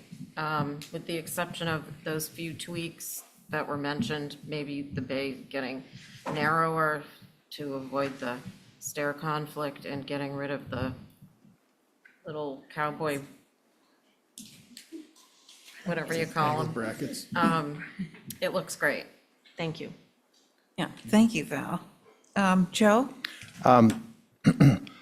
I think this is the most successful version of this house that we've seen, and I appreciate the changes. I think Mickey's comment makes a lot of sense, and for me, if the stair were to flip to the other side of this porch and even be integrated into it, I think that would be fine. I don't know that it needs to come forward. I think the porch element helps this house, and I also think, we made some effort to have the sidewalk run in front of this, so if the stair going down to the side helped all of those things and retained those elements, then I'd be in favor of that. And it would eliminate the conflict with the bay, which I think is a very astute observation.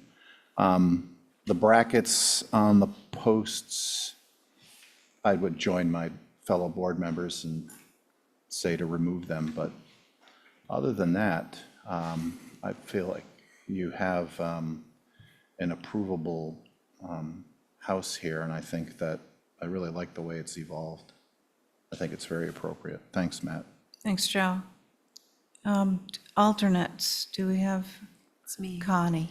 I think, right? Oh, yeah, I am on it. Oh, no, I am. Yeah, I have nothing else to add. I agree with the couple little tweak changes, and I really appreciate this version. Thank you. Thank you, Connie. Do we have a fifth? Do we have an? No, it's just four. So Matt, I think I'm the only one that likes the brackets. I think the brackets, if they were, maybe they could be the kind that curved. I do see the conflict between the front porch and the bay window, especially up near the roof line. I think Joe's, through you, Madam Chair, I think Joe's suggestion is a great one, where we could basically shift the stairs to the other side of the porch, and they could be integrated, so you wouldn't really see the risers per se. And then. And the porch would just dead end back Yeah, into the house. and then the conflict would go away. And then I don't disagree with you, like if I could, just in terms of the brackets, the angled brackets, I think Mickey and Holly's comments, or the rest of the board's comments too, about that they're too rural, but I do think that the design would be served by some type of bracket, or sometimes type of capital, if you will, or so what I could offer is to omit them, but that I would probably come back for some more appropriate Sure. detail. Yeah, it's got a little bit of that flavor of the Sconset house, the haunted one with the gray one. Yeah. I can't remember the name of that. There is a house on Main Street in Sconset at the top of the hill on the left that has some nice curved brackets in the porch. Check it out. Yeah, I don't know if that's the haunted one, but they're all haunted. Just kidding. Abby's talking about the one on Hulbert Avenue, I think. Not No, Hulbert, oh, that one. Baxter. Baxter Road, Yeah. right at the beginning. They redid the garage, but the house. Yeah, is remember still- that. Exactly. And Yeah. I would motion to approve with the omission of the brackets without prejudice, knowing that you might come back, and to flip the stair to the other side of the porch and integrate it. All right. Very nice. Okay, all in favor? Madam Chair, can we append making sure we have the FEMA information in format map? I don't remember if we have that or not. We definitely submitted it initially, yeah. Okay, great. Okay, so all in favor of Joe's motion? Aye. Say aye. Aye. Any nays? No. All right. Good job. Thank you all very much. No nays. Thanks, Matt. Okay, folks, that moves us on to number one of new business of 5/14/24. Before we go to that, is there anyone who's not on the agenda under new business of 5/14/2024 that you're aware of? What are you gentlemen here for? Yeah, they're. Okay, you're coming up You're quick. good. Yep. Linda, Ben? You know where, you know how this works. He's right behind them. Which one are you on? Oh, Julie. Okay, so you're on the cusp, just so you know. And you folks are here for which one? Okay, that's now. next. Okay, I just didn't want to have people sitting here all night and we walk out the door and you're.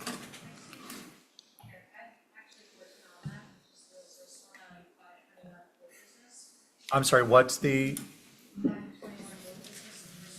We will not get to that this evening.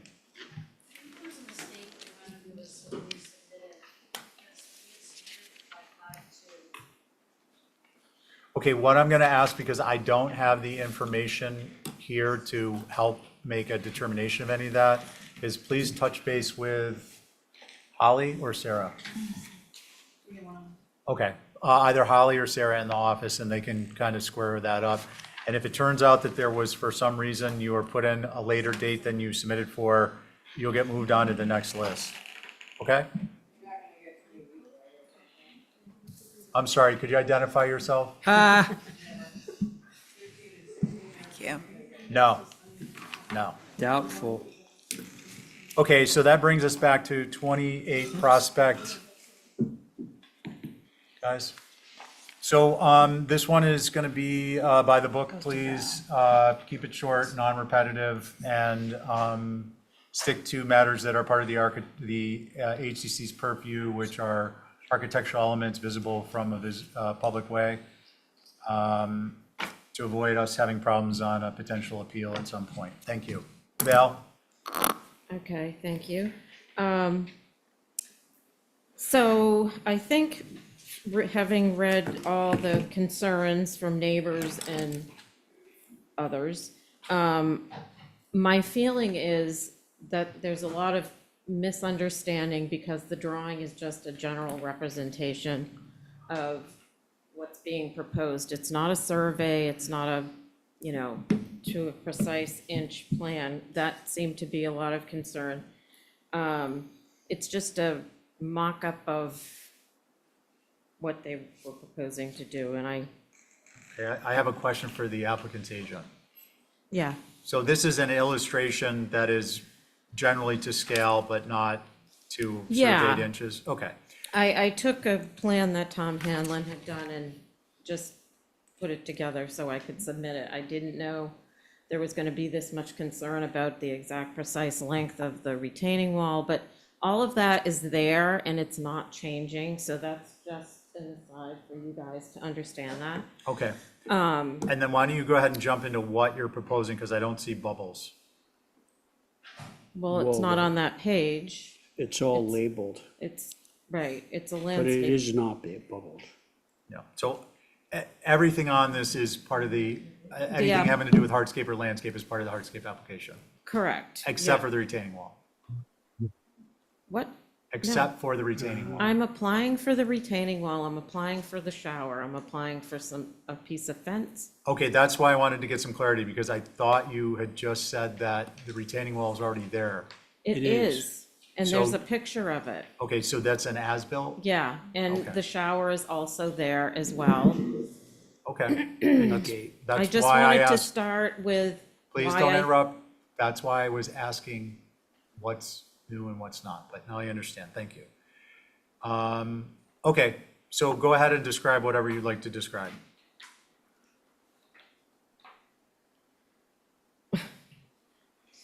Okay. The shower is there, it is on the deck. The concern seems to be primarily that, the focus of people's concern. While, yes, it is built and it is there, we didn't think it was gonna be a big deal since you can stand in their yard and see two other showers. Please, you know the drill. Let's just, Why don't I just let them speak? well, no, just tell us just walk through the elements, please. I'm gonna contain other people to the same standard. We're not gonna have discussions about what can be seen from a yard and what can't be seen from a yard, because it's not relative to our purview. So I'm just trying to make sure you have identified anything on this plan that you want us to be aware of with respect to architectural elements, where you may say, by the way, the shower is invisible, the retaining wall is invisible. Please address those elements, and then we can move quickly through the application.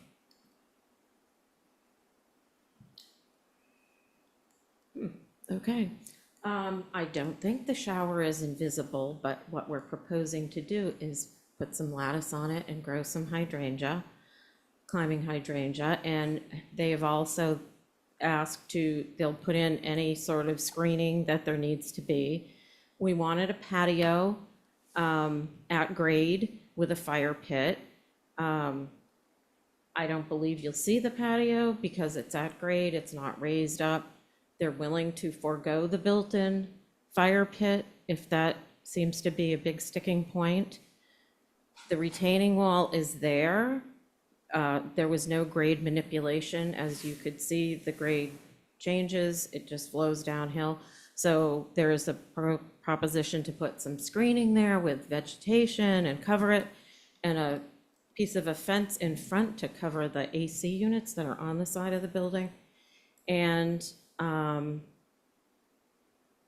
driveway is in the position that it's in because they want to turn around and go out front ways instead of backing out onto Prospect Street.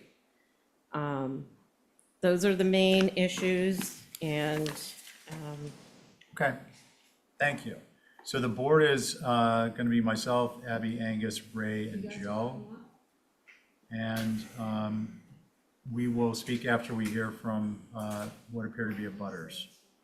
and I believe the owner is on Zoom, Ashley Olson. And Holly.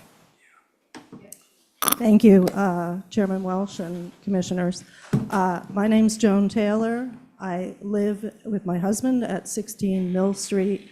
We back up to the Olson's property at 28 Prospect. There is a strip of land, which was 7 North Mill, which is now owned by the land bank, which is in between us, about 15 feet in between us. You should have a letter in your packet. I'm not just representing myself, but we've pooled our concerns. I'm representing an abutter and also 14 other families with homes in the Mill Street, North Mill Street visual corridor up through over the land bank land, facing the back of the Olson's house. I'm going to divide my comments, and I only have 3 concerns I'm going to address to you for your deliberation. And I'm going to divide my comments into as-builts. There are 2 as-builts and then 1 element that's proposed that I'd like to share my concerns with. Number 1, as-built. There's a treated lumber retaining wall up to 4 feet in height situated along the eastern property line. It was constructed to effect a grade change that created additional level footage on the building lot. And I appreciate Commissioner's comments about this not being exact. That's something that is a concern to us and was picked up since this letter by the group. This isn't an actual as-built, as she stated. So there are not an accurate representation available for your deliberation to look at the distance between the retaining wall and the position of the house. And I'm not sure why this is. It may be when the excavation was done that there was movement of the actual footprint of the house. But we are requesting that either there be a as-built that actually represents the elements and the relationship, or that you be given appropriate measurements so you can make your best decisions and do your best work. And if you look at the pictures, if you look at the plan, you'll see that it's a very narrow area between the wall and the house. But if you look at the actual pictures where all the air conditioning units and everything are in there, it's quite a large area. So there's that picture. It goes quite a bit beyond the window wells. Number 2, I'll move on to the other as-built. And my understanding is we brought the concerns about this particular as-built to the Olsons, hoping to not be before you to be able to resolve this, resolve our concerns before this meeting. We noticed several months ago that there was a large structure being built on the deck, not according to HDC-approved plans. I believe from talking to the Olsons that this was something the contractor did. And it's on the, as I said, northwest corner of the elevated deck. It also became clear that it's a outdoor shower. We asked the Olsons, because of its prominent placement and the fact that you see it from the public lands and public ways and the land bank lands, that would they be willing to move it to either side of the house so that it would be at grade like the other showers in the area, reduce the size like the other showers in the area, just to make it more amenable to this very, very special area, setting and character, maintaining setting and character. Thank you, Joan. I'm not going to cut you off here, but you did mention you had 3 categories, and you're on your first category with 3 No, elements. she's got 2. I've done 2. Oh, I She's thought you got were saying one you left.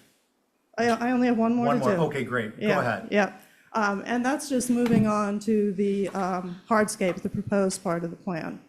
And the proposed part of the plan, we just object to the fire pit because it's highly viewable from the public ways and lands, as we have in other subdivision projects. I'm going to step aside and let the abutter speak a little bit more about some of the perspective and some of their concerns. Thanks very much for your consideration. You guys have done a great job keeping the setting beautiful. Thank you. We appreciate it.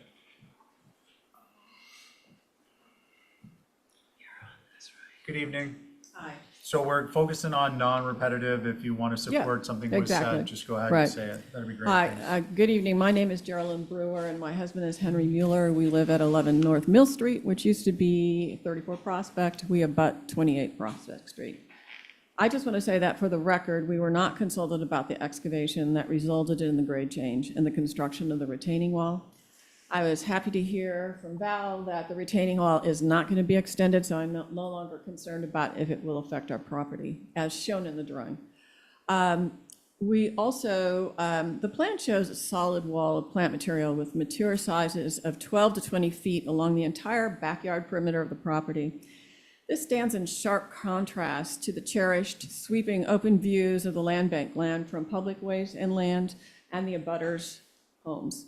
We appreciate the Olsons' desire for property, but in this setting, we feel that plant material that is lower in height is better suited to screen 28 Prospect Street's proposed landscape elements. Lower, less wall-like natural screening will afford the Olsons a degree of privacy. We ask that the HDC help us preserve the unique natural setting and the enjoyment of open views created by land bank property. Just a note, in case things get specific about plant material, the proposed planting plan shows only viburnum, crepe myrtle, and forsythia. We have a verbal agreement with the Olsons to share the cost of planting 5 trees, an undetermined number of naturalized shrubs above the retaining wall to screen along our shared border. And we're looking forward to implementing this plan with the Olsons. And my only concern, or our only concern, is the submitted plan does not reflect that agreement that I believe both the Olsons and we are both wanting to move forward with. Finally, the submitted plan shows a proposed 15 by 20 foot patio containing a 6-foot fire pit. Hardscaping attributes need to be appropriate to the historic district, so we are delighted, Val, when you said that the fire pit, which we don't think is in keeping with the neighborhood, is going to not happen. So that's fabulous. We do think the large patio is a bit out of scale with the size of the backyard, and we're just wondering if the commissioners can suggest a way to accommodate a fire pit-free patio and scale with the size of the property. And that's all that I have for you tonight, other than we really appreciate your time and commitment to protecting the National Historic Landmark of Nantucket. So, Thank you. Yep. Thank you for your time. So before we begin with Holly, I just want to clarify one thing. The HDC is, ironically, we don't get involved in plant materials unless the plant material is to be utilized to screen an architectural element. And in that regard, we have control over plant material. Otherwise, we really have no say over plant material. Holly, would you like to go? Can I rebut? I'm going to give you, please let Holly Okay. speak, and if Mickey wants to speak, and then you got 30 seconds, and then we need to spend time on commissioner comments. Mr. Chair, I do have another hand raised from Okay, Ann why don't we go Duez. ahead and, can you identify Oh, what that it might is? be Ashley. It's Ann Ann? Duez. Ann? Yes, Hi, hi, good evening, sorry. it's Stephen. Yes, hi. We're going to just ask that, please, non-repetitive comments. I get it. The only comment that I wanted to make is mostly in support of you guys, because I know, as you know, that I know what you've been doing over these years. The frustration that I feel, and I hope you feel too, when things are done because they feel like getting done, and then they come to you and say, oh, gee, we'd like approval for this. I raised the issue of these unauthorized construction projects with Val in September of last year, again in November, again in February, again in March. And it was clear that a number of the things that were being done on the property, whether they were just happened to be done by the contractor or whatever, were not appropriate without authorization. So I would just like to reinforce once again that we try hard to support you guys in doing your very tough job. And we don't think it's fair for you to just kind of roll over. I'm not suggesting you will roll over, but it's fair for you guys to kind of say, oh, well, okay, it's an as-built, so let's go forward. It's not fair to you. It's not fair to us. It's not fair to Nantucket. Thank you. Okay, thanks, Ann. I just want to clarify, there's opportunity here. If there's ever a complaint about something that's being, a perception of something incorrectly or without an approval being constructed, it's incumbent upon the individual to reach out to staff, not commissioners, and to address that with them. I'm not suggesting, Ann, you did something differently or wrong. It's just an opportunity to point that out. Val, can you do 15? Just as quickly as possible, that's all. I just wanted to say, I have communicated with these people prior to submitting this, and I knew what their concerns were. I'm also representing my person and trying to clean up the stuff that's going on there. And I just had a point and I forgot it, so. We'll give you another chance. The grade, I don't believe could have happened any differently. Without a wall, you're just gonna slope the yard into the side of the building, so that is not gaining them much of anything except for a path to get to the backyard and the air conditioners. With regard to the agreement with the neighbors, the Oslands are going to honor all of the discussion you had. I didn't have any of that when I put this in, and it's taken weeks and weeks and weeks to get here. So you have the same landscaper, you're gonna work it out, it's fine. That's all I got. Okay, thank you, Val. Holly? Thank you, Mr. Chair. So for the record, this is an infill within the OHD. I just wanted to mention that I'm glad to hear the fire pit is off the table because I think that would be consistent within the neighborhood with other applications that were requested for fire pits. So glad to hear that. I think the grill should be screened from the street if at all possible. I noticed also on the plan is the cobblestone apron. I think that's appropriate within the OHD.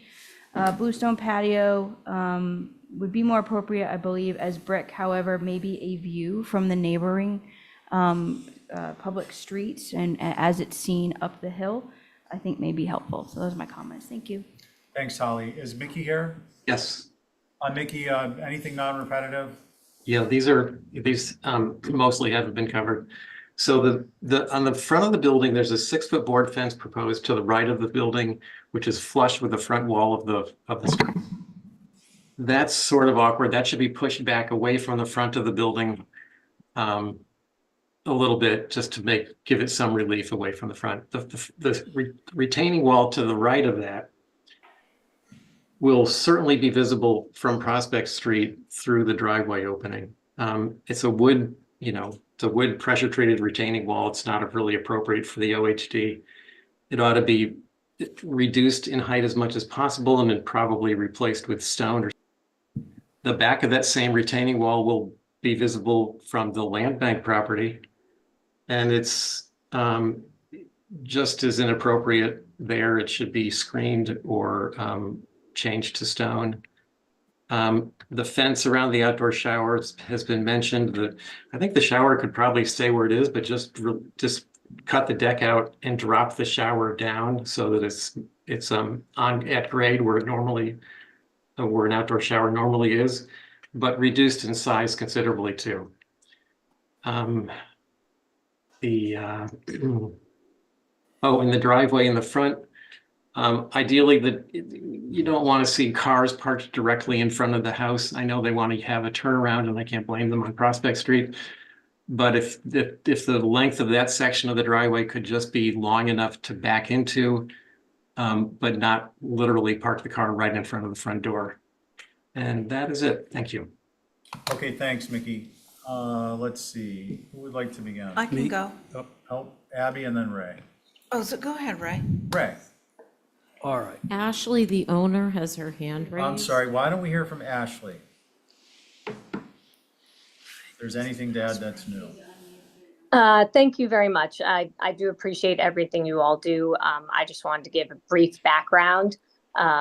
What the owners say about, of course, this being an as-built is in fact true. I received bad information about what was acquired initially. That is a terrible excuse, but that is the truth about where we are. I'm extremely flexible about how we adjust things. I had explored some suggestions that Joan had with Val, and she felt strongly that that was not a better solution for the shower in and of itself. And it didn't make sense to do tweaks in advance of being heard of HDC. So I think that's what the delay is about. In terms of landscaping, we are doing our best to balance concerns of different groups of neighbors. Some neighbors don't want to see much of the back porch or the shower at all, and others want, a clean view of North Mill Street. So we're doing the best we can, and I'm very open to changing, what everyone asked for. In terms of the retaining wall itself, I would point out that there is a gate shown that I think blocks it from the front, but open to suggestion and want to do what's best to move forward so that we can begin enjoying our house. That's all. Thank you. Okay, thank you very much. Now we're going to go to Ray. Okay, so I think regarding the retaining wall, a few things on that. The good news is that it is indeed further away from the house than the site plan would indicate. The good news there is that it can be planted on the low side. Also, there's that sort of fallow area above the retaining wall that is on this property, so that is going to be planted out. And I will add that because it's wood, you can run a chainsaw down and get rid of all these, this sort of ziggurat stepped formation and have the wood retaining wall track the finished grade more closely so that it's more easily screened. Agree with Mickey on the fact that it does sort of extend out towards Prospects. Ditto, cut the corners off. I think that the 6-foot cedar gate is too tall. Now, I'm guessing if that's photoshopped in, right? That's not really there, right? Okay. So, and to the point where you can push that back would be good, although that's working in the opposite direction than screening the wall, but I think you can screen the wall in the ways that I've said earlier. Getting rid of the fire pit, good. The back bluestone terrace, I think will be fine if it is more organic in shape than a simple rectangle. The grill station, I'm assuming that's a movable grill, right? So, I mean, look, you could have bought it at a Marine Home Center and put it out there and we'd never know the difference. The shower, agree with all that's said about the shower being A, big, and B, sitting on top of the deck. Where it goes, Mickey suggested just cutting the deck off and dropping it down. That's one possibility, although I think there are other places that it could go, but I would hope that it gets smaller. Getting rid of the fire pit, good. We've all agreed to that. That's it. Thanks, Ray. Mr. Abby? Chair, thank you. Yeah, just lost my picture. Hold on 1 second. Okay. Okay, let's see if I can get this all in. Okay, so my first look at this, the driveway that goes in front of the house, you've done a great job on the house, and now there's going to be a car in front of it. I definitely bring that back, enough to turn around in, but I understand because people whip down that street, but it shouldn't extend so far, so I would cut that back like half or more.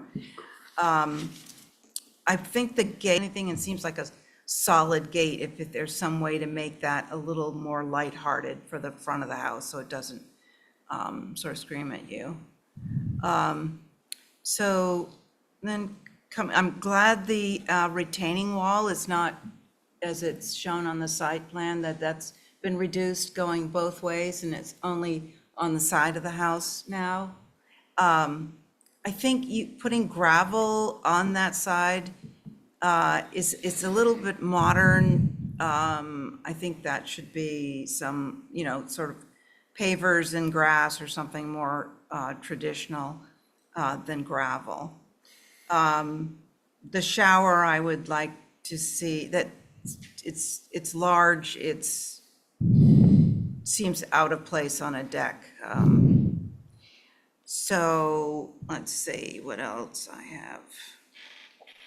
Shower, driveway. So I understand why you want a patio there. I agree with Holly. It should be more of like a brick instead of bluestone pavers, and then maybe just a simple vegetation around it, low, sort of like, more naturalistic with the landscape to give you a little screening there. Let's see what else I have here.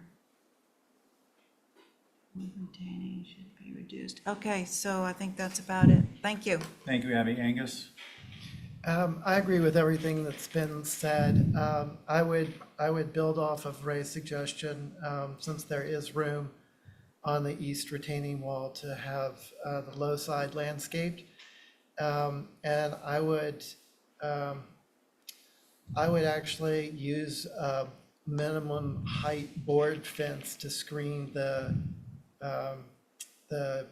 HVAC utility stuff and have that, it looks like it's still sort of in a temporary location in the photographs, but to have that set back as far as it can go and then get enclosed, and to then set a regular type 2 fence that bridges the gap between the house and the vegetation where the retaining wall is, preferably 4, 6, 8 feet, somewhere back from the face of the house. I would cut the driveway back to where it says D of driveway, gravel driveway, so that it wouldn't be going out in front of the most projecting part of the house. And I agree with what's been said about the shower, relocation or dropping to grade, but yes, too large and too high. And I'm not sure what that frame is above the vertical boards, but I would remove that. That's all, Mr. Chair. Thank you. Thank you, Angus. So let's see. The grill is, from the images, a stone piece. I understand that'll be behind a fence. I think the fence and the gate should be 4 feet tall maximum. That's consistent with our guidelines. The gate on the other side should be anchored by some plant material. I think it needs to be less ornamental, very simplistic, and no taller than 4 feet. The shower should not be on the front of the structure, not in the old historic district. The retaining wall should be relocated to be dimensioned to its location relative to the house at the front and the back. The patio, I just, not to be pointed, but it's not visible from a public way and it's not our purview. So while I agree that it would be better suited to be a certain material or other material and less formal, I don't believe it's in our purview to be commenting on that. And did I understand correctly that the fire pit will be removed from the plan? Correct. Okay, thank you. Last comment is the driveway should be left to right at the front, should be a minimum of 20 feet from the beginning of the arc,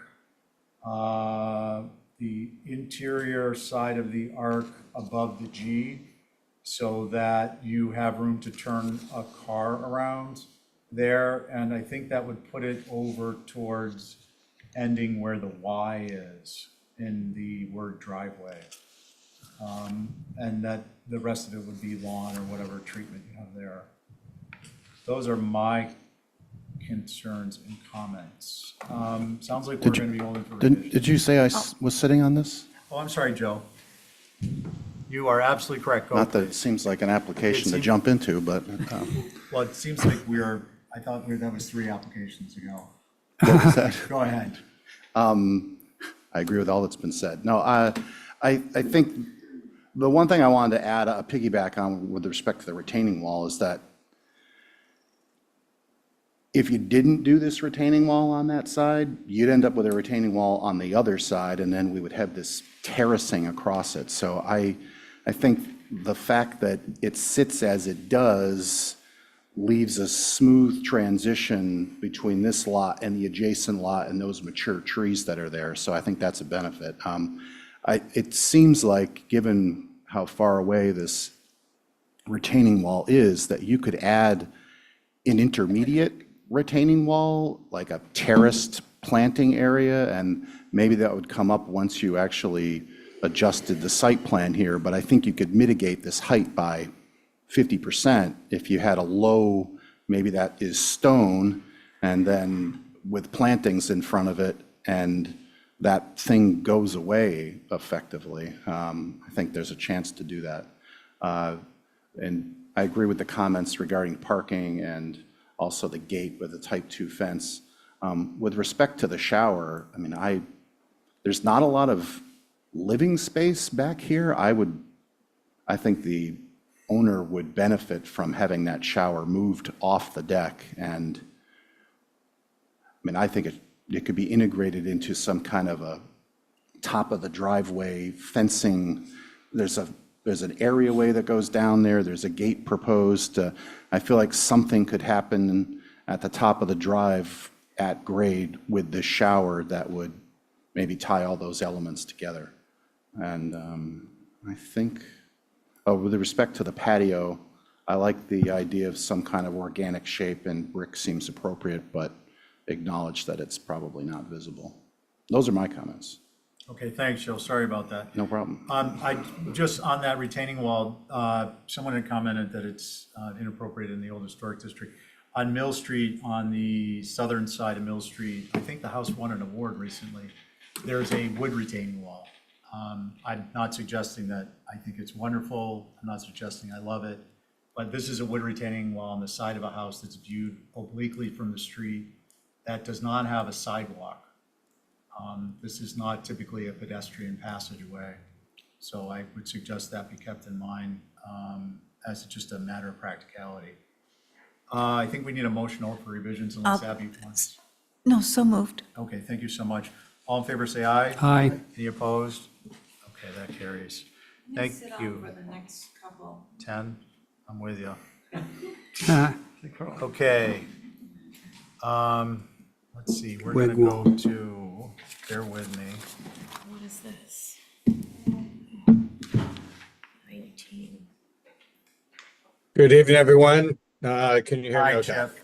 Bear with Hi. me, Chip. I'm flipping pages here. Oh, that's okay. And I could share the 21 screen. Wigwam. The rotation? Oh, never mind. Mr. Chair, if it's okay, I could share the screen and walk through it. You Or- may, Actually, hold on a wait. minute though. Chip, please hold on a minute. Yep. Thank you. Go ahead and get set up to share. It's gonna be myself, Angus, Ray. Val, are you sitting on this? I just see you up, so I want to make sure. Yeah, I'm looking because it. You're seemed totally- like you're that totally should have fine. been an Exhibit A, the last thing I signed, and it's Yeah. not. Myself, Angus, Ray, Val, and Connie.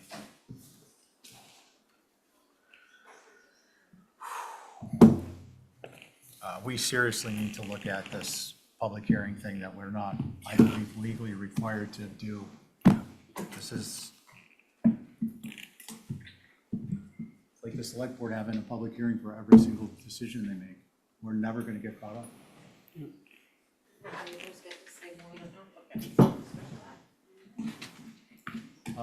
Well, it's not part of the act now. It says hearing, not public hearing. Planning board special permits, for instance, require a public hearing. Okay, Chip, we're ready for you now that I've had a chance to vent. Thank you so much. Okay.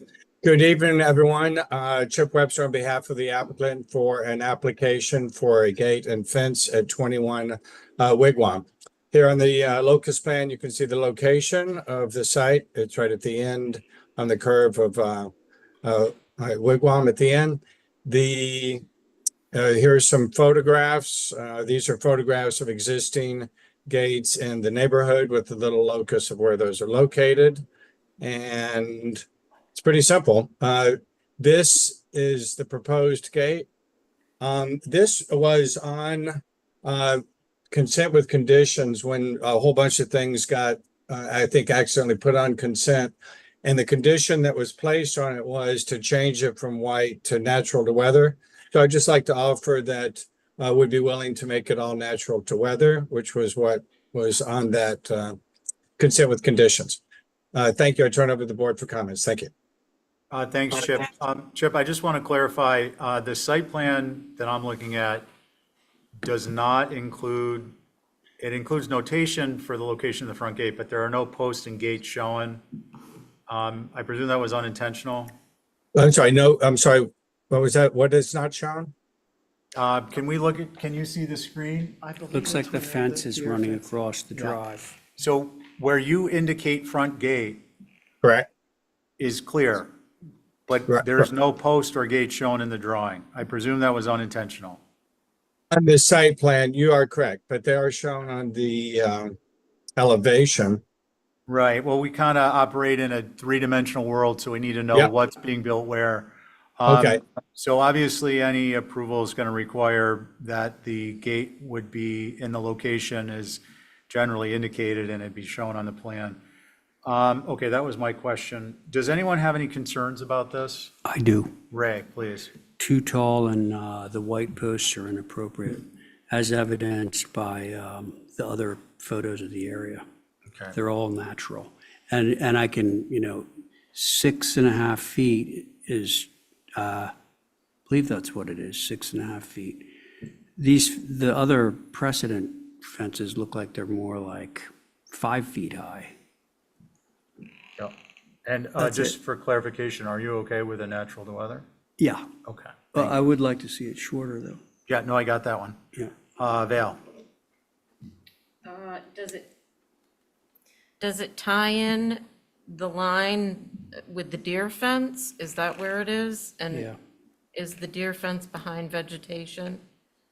That's higher, that's 7 feet and, Chip, can you Through- answer through- that? through- Yes, through the chair, that is correct. So the proposed location of the deer fence is indicated on the site plan, and it is in vegetation. Okay, thanks. Angus? Or did you have anything else? no. I'm sorry, Bill. Angus? So in the example photos, it looks like there's a fair amount of space between the boards, and some of the boards are narrower than what is presented in the application. It feels a little heavy with the wider board and the narrower space between them. So I'd rather see something that's closer to what is there. I mean, the examples that were used. The other thing is, just practically speaking, I agree with the gate being relatively high. But if this is to keep the deer out and the rest of the fence is 7 feet, I'm not sure how that's going to work lowering the gate, but that's all. Okay, thank you. Let's see, Connie? So, I was going to say that I agree with the heaviness of the fence, but I wasn't under the impression that this was to keep the deer out, so I was also thinking I'd like to see this lower. So I guess I'm torn now. But I definitely would like to see it lower and not as heavy as shown in some of the examples. Thank you. Okay, thanks, Connie. So I agree. I think natural to weather, I think you could lose, at least 9 inches off the bottom of this thing to lower it. With respect to deer getting over it, you can always string wire from the posts, not these posts, but the deer fence post to the other side at 7 feet. I would not want to be the deer that found that out. Seriously, like, that seems inhumane to me, but it's something that could be done. Those are my comments. Mr. Chair, could I offer? Wait, Chip, sorry. hold on. Yep. That Hold Chip, on. he loves to talk. Hold on. Cattle grates Yep. are being used now to keep deer out. Yeah. You can't see them. I mean, they look like a threshold, but deer will not walk over them. Really? Yeah, And if they won't walk from them, they certainly aren't going to jump from them. no, So if they're in front of a gate, they're not going to try and jump over the gate because they're not going to walk on it. correct. Oh, interesting. Chip, I think we're at the point where we could probably approve this.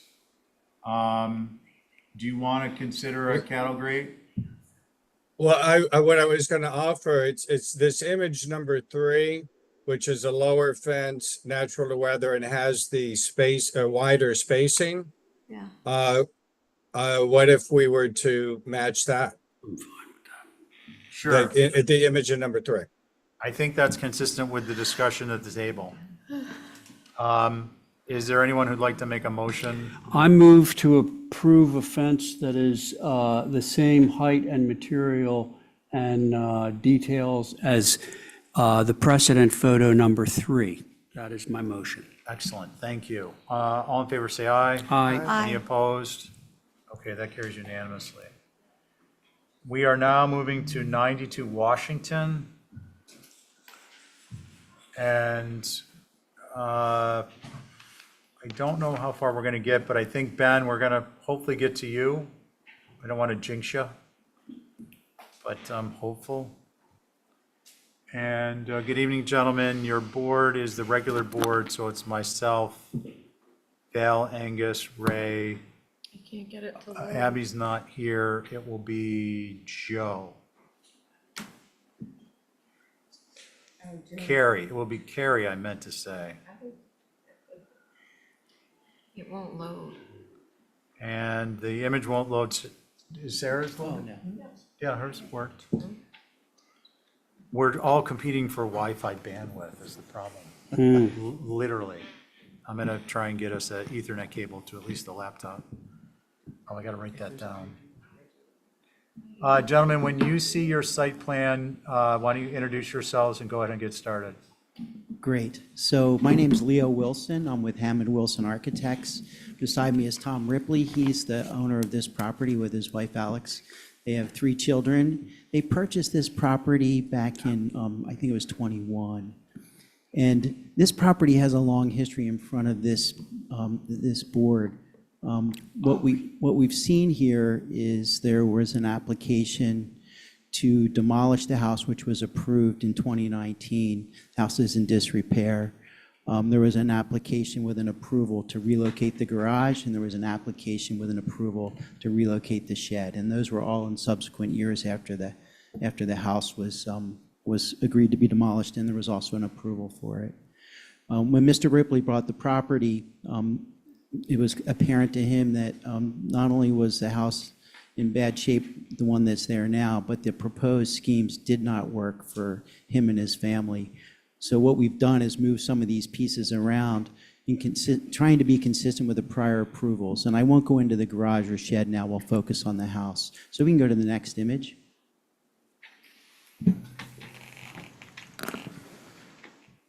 So let's just stick with the map for a minute if we could. So just so everyone's aware where the property is, it's right next to the yacht club. It's a larger structure across from the seafood market, which was a seafood market. I'm not sure if it is today or not.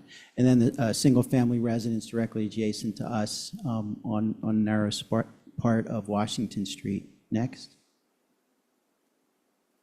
So one of the things I've been asked to do as part of the application is to provide some context here. So we went over and took some photographs to show what Washington Street looks like from the public way. Here you can see the yacht club building is directly adjacent to the sidewalk. Well, they are what they are. So let's move to the next one. Again, just moving down the street, so we don't have to spend a lot of time on these. I know you have a lot to do. And then here you can get a sense of what's across the street from from the property at 92, and the dashed yellow outlines show the two buildings at the street face, the shed and the garage. Next. Again, moving down the street here, you can start to see towards the neighbors' properties what else is available from Washington Street. You'll see that there are service structures, or what feel like service structures, directly adjacent to the sidewalk. And then finally moving down a bit further, looking the other way. So I think you get a sense of what's there, right? And then some photographs of the existing house. You might want to zoom out on these because I think the scale looks like it's different. Is that possible? There we go. Great, thank you. So here you can see the back of the house at 92. And then I just wanted to make note of the house that's directly across the street from us. Again, more context. And then this is a more recently constructed house that's closer to the harbor area that's in place today. Let's stick with that for just a minute. One of the things you're going to see in our application is changes to the height. In recent years, we've all become aware of the fact that sea level rise is happening, and the FEMA guidelines are pushing these houses all out of the ground. It's a very difficult situation, and I spoke with Holly about it and some other people, where these new houses are being asked to be elevated to considerably high first floor elevations. In this case, we're struggling with that, with our height. So we'll show you that when we get to it and talk some more about it. Again, more context around the harbor. And then finally, I wanted to put this one in because this is our directly adjacent property is the yacht club. It's quite a large structure, and it's kind of, changes the context that you are in when you look at this from the harbor. It's quite a large building. So trying to mitigate how we deal with all of that, because that's our dock there. Next. So these are plans and elevations of the building. We can zoom in on these, and I'm going to move through these a little more quickly just because we'll get to three-dimensional images that are easier to read. What we went to in this design is we went to real simple forms, stuff you've seen before. This gambrel roof form we think is appropriate. We're struggling with the size of the house, trying to make sure it fits right for us and for the uses for the Ripleys. So if we could just go back up to the top one again. So the waterfront side, here's where you get the first instance of how high it has to be out of the ground. This elevation needs to be at 10, 2 1/4. And so the existing grade there is I think in maybe I think it's probably in the 4s. So we've got to be out of the ground quite a bit. And it's unique because I haven't seen anyone else do that yet. The yacht club doesn't look like it does it, and the neighbor to the other side doesn't. So it's, I'm sorry, what's your first name again? Leo? Leo, thank you. Just clarify, I think, for the commission, we understand the 10-foot above your design flood elevation, but what is the actual difference in grade at the location? So the grade would remain as it sits today. Yeah, just what's the difference? Oh, so it has to be out of the ground almost 6 feet. 6 feet, okay. Just Yeah. 10 sticks in your hat, I want to get the number that's actual, what we're going to see the difference. Yeah. Thank you. And Please we can proceed. zoom in on that and confirm it, but that's Yep, what I believe please is the proceed. case. Thanks. So again, we tried to go with simple forms. We looked at building with Nantucket in mind. We looked at the context. We chose the gambrel form because we thought it was a little softer, and it drops that eave down from above the second floor down to closer to the first floor. In this case, we've set them even with the first floor. So we're trying to lift the hat, if you will, down on this thing so that the house feels as small as is practical with providing the space we need. So, and then I won't spend a lot of time. You guys know what these drawings look like. I will tell you that we did an initial meeting with Holly. She was kind enough to provide us some guidance to go back to some of the historical precedents for things you've approved and not approved, and we tried to make adjustments to respond to those. So you'll see windows where there were bands of 4 that were changed to 3, simple forms, trying to keep the architecture from trying to do too much, and so and doing the best to use the guidance we could find from the books that we were able to locate about how to mitigate that height. And so you'll see the vertical boards between the masonry piers at the corners of the building. simple stair forms coming up and down, simple window forms. I like the bottom open and the top divided. I think that's an appropriate style, and there's precedent for that here as well. Let's go. Next one. Window and door schedules as required, all pretty straightforward.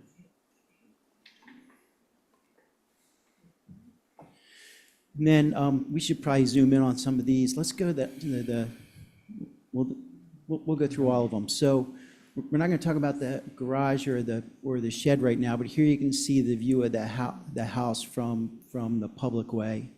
Next one.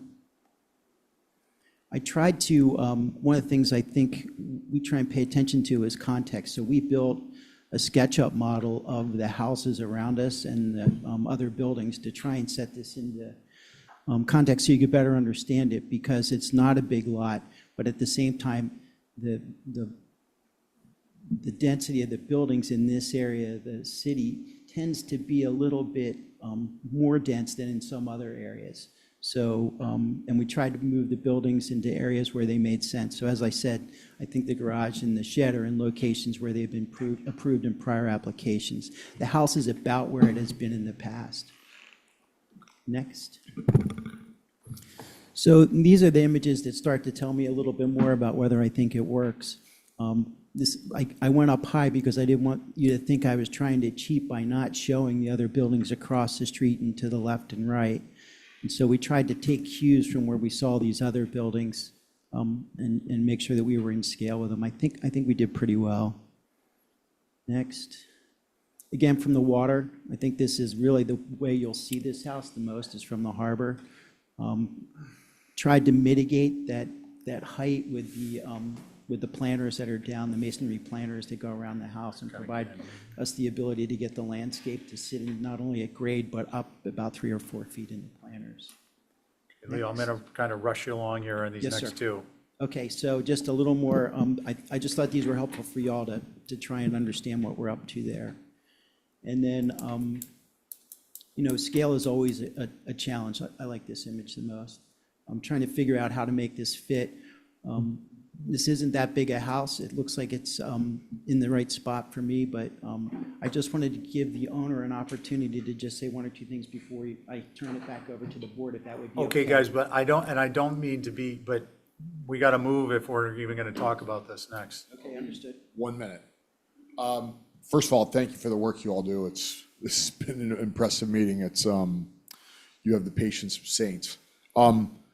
I have, as Leo said, I have 3 children. I have 2 daughters who are twin 19-year-old girls who are both autistic, and they will be with us forever. They need their own bedrooms, their own ensuite baths, those kinds of things. And so we have guardianship for them, and they'll be with us in our home, indefinitely. So the prior plans that were approved that came with the house when we acquired it didn't work because that family had no kids. They were just a married couple, and so that's a big reason for why we've had Leo has done another house for us to try to help us solve for that unique aspect of our family. Thank you. Okay, thank you. I appreciate you being succinct. It's helpful. Let's see. Any questions at this point before we go to Holly? I have a general question. Val. We have advocated in the past for these sort of planter to mitigate height in these areas, and it's my understanding the Conservation Commission doesn't like them. They don't. Yeah. So I love the idea, but yeah, we're kind of at odds on that, but that was, Good did point, you Val. talk to anybody about that? Well, to be honest, we just did what we thought looked the best. Now, I can tier plants easily, so I can do rows, and so I think there's ways around that. Okay. Thanks. Leo, just to follow up on that, very likely you're going to run into issues with the hardscape elements as obstructions to flow waters and potential breakaway debris. So it would be mounding, and I think you need to be aware of that, and we need to be aware of it. So I just want to point that out. Let's see. Can I ask you a question about, are you Yeah. saying that you think we're going to have to mound the land up to go around? No, I you did- can't. Yeah, Oh, yeah, we're not intending to. It's supposed to be dead flat. well, you had mentioned planters. They would be like a brick planter around the building, but it would I be. got, can't do that. yeah, my point is you're gonna run into problems with the Concom on that. Okay, Given understood. my understanding of matters. I'm certainly you're not the correct, authority, Stephen. but, I'm sorry? You're correct. Didn't hear you. You are correct. Oh, thank you. Come on, I give you credit all the time, man. Just teasing you, brother. Okay, Holly? Thank you, Mr. Chair.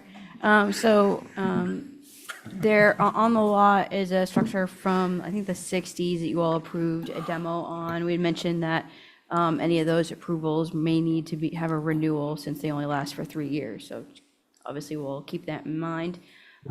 This structure would have to comply, obviously, with Resilient Nantucket. And obviously, any Concom would have to go through that as well, if you're not increasing their approval. So I had an opportunity to go over this with Leo and his team, and I did mention that while we do have gambrels within the Old Historic District, mostly on Ramp Point, we all know about those, there really isn't any on this side of the harbor. So I did bring that up, that this would be introducing a newer type of architecture, not a typical Nantucket gable style structure. I think with what's proposed and the mitigating of the height, I think is helpful and appropriate and consistent with some of the other gambrels that you all have approved within the historic district. Maybe some tweaks here and there, and I think I have an idea of a couple of the comments that some commissioners may have. I did have an overall concern on the glazing on the harbor elevation. I do know there's precedent in the neighborhood. However, we don't know what that percentage is, so I would just recommend looking at that as it's laid out and building with Nantucket in mind. And then comment on exterior chimneys. Usually we like to have those inboard within the OHD. I just wanted to bring that comment up. And then the French doors, sorry, long day, should be 12 light with a kick panel for any of those. So those are my comments. Thank you. Thank you, Holly. Mickey, does your group have anything to add? We do, yes.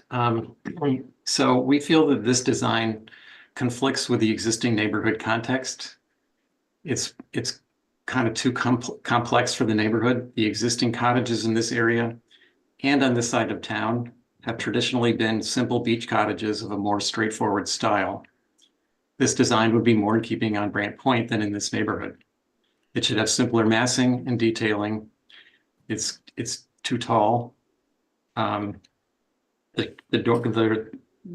dormers and the facing the water have those odd connectors. There's too much glazing, and the transom windows are not appropriate. Thank you. Thank you, Mickey. Let's see, who would like to begin? I'm ready. Ray. Okay. So the first thing I'd like to say is, although I agree that the detailing of this is a little heavy for the neighborhood, I would agree with the use of the gambrel as a roof form. I think gambrels are sort of a life-saving device out here from an architectural perspective, because it tends to ground a house that otherwise would be, feeling way out of the ground, which this would, I believe, if you used a gable. So, maybe a downscaling of the details, the rakes and the dentals and those sort of things. But now here are a few specifics, and I'm going to really limit it given the time.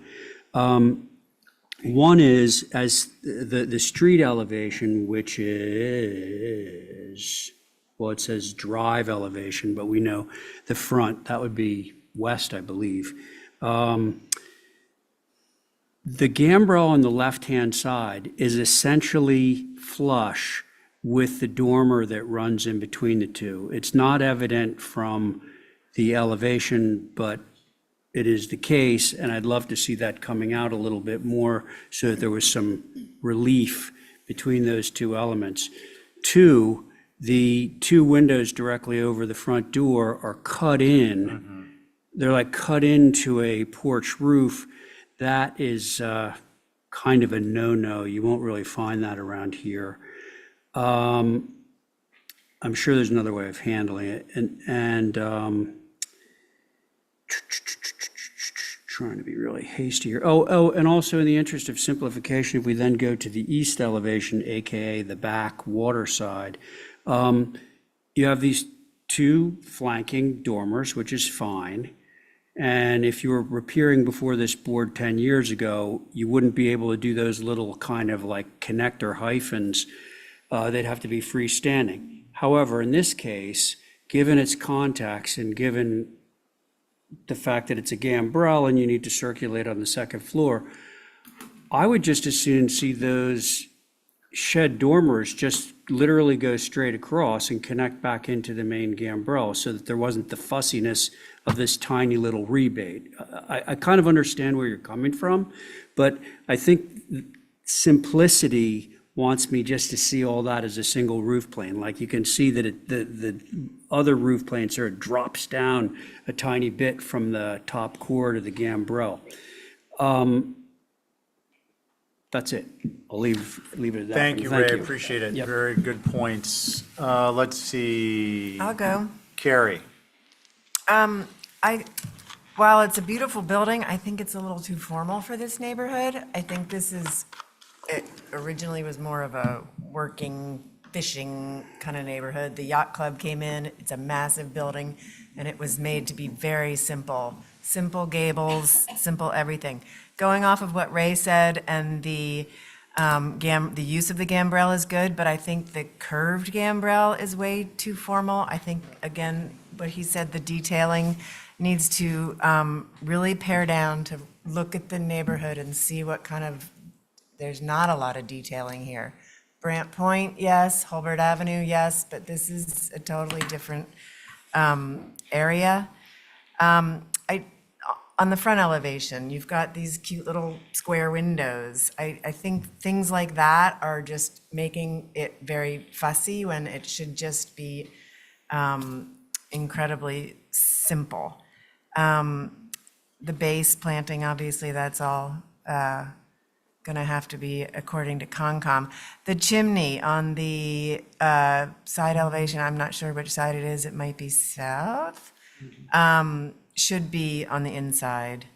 And the glazing on the water side, it's excessive, and I think should be pared down as much as you can. That's it for now. Just look at the simplicity of the neighborhood. You took lots of photographs of it, and it's very simple. Thanks. Oh, the other thing is you've got 10-foot first floor to ceiling. That's excessive to bring some height down. You have, I think it's 10-foot 7 floor to floor. Yes. Yeah, so maybe 9-foot ceilings, and lose some height that way. Leo, can I get a clarification on that? Just the way I'm reading this, your first floor level to the top of the finished floor of the second floor is 10'9".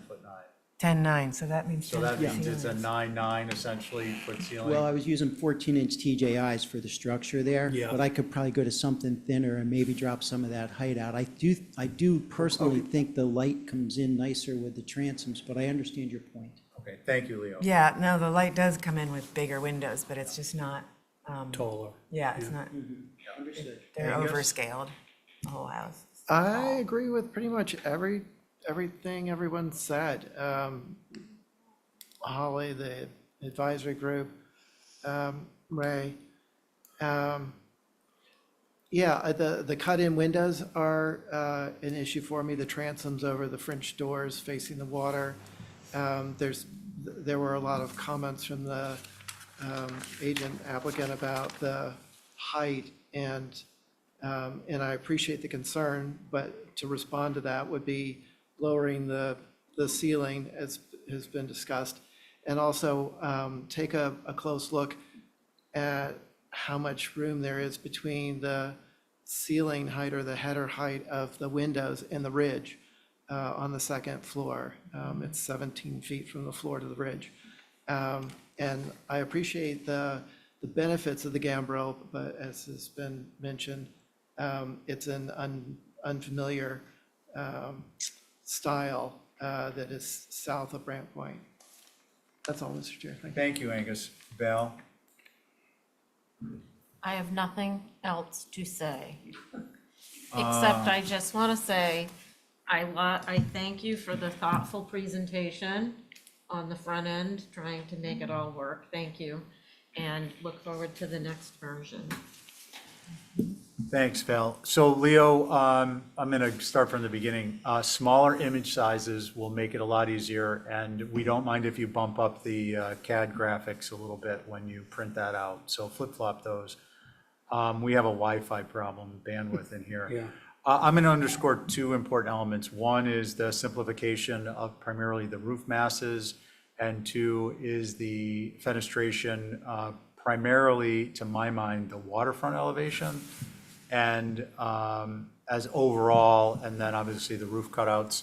And then I think the only thing I would say is I don't mind so much the softening of the gambrel elements, that with the, how would we say, the, what did you call them?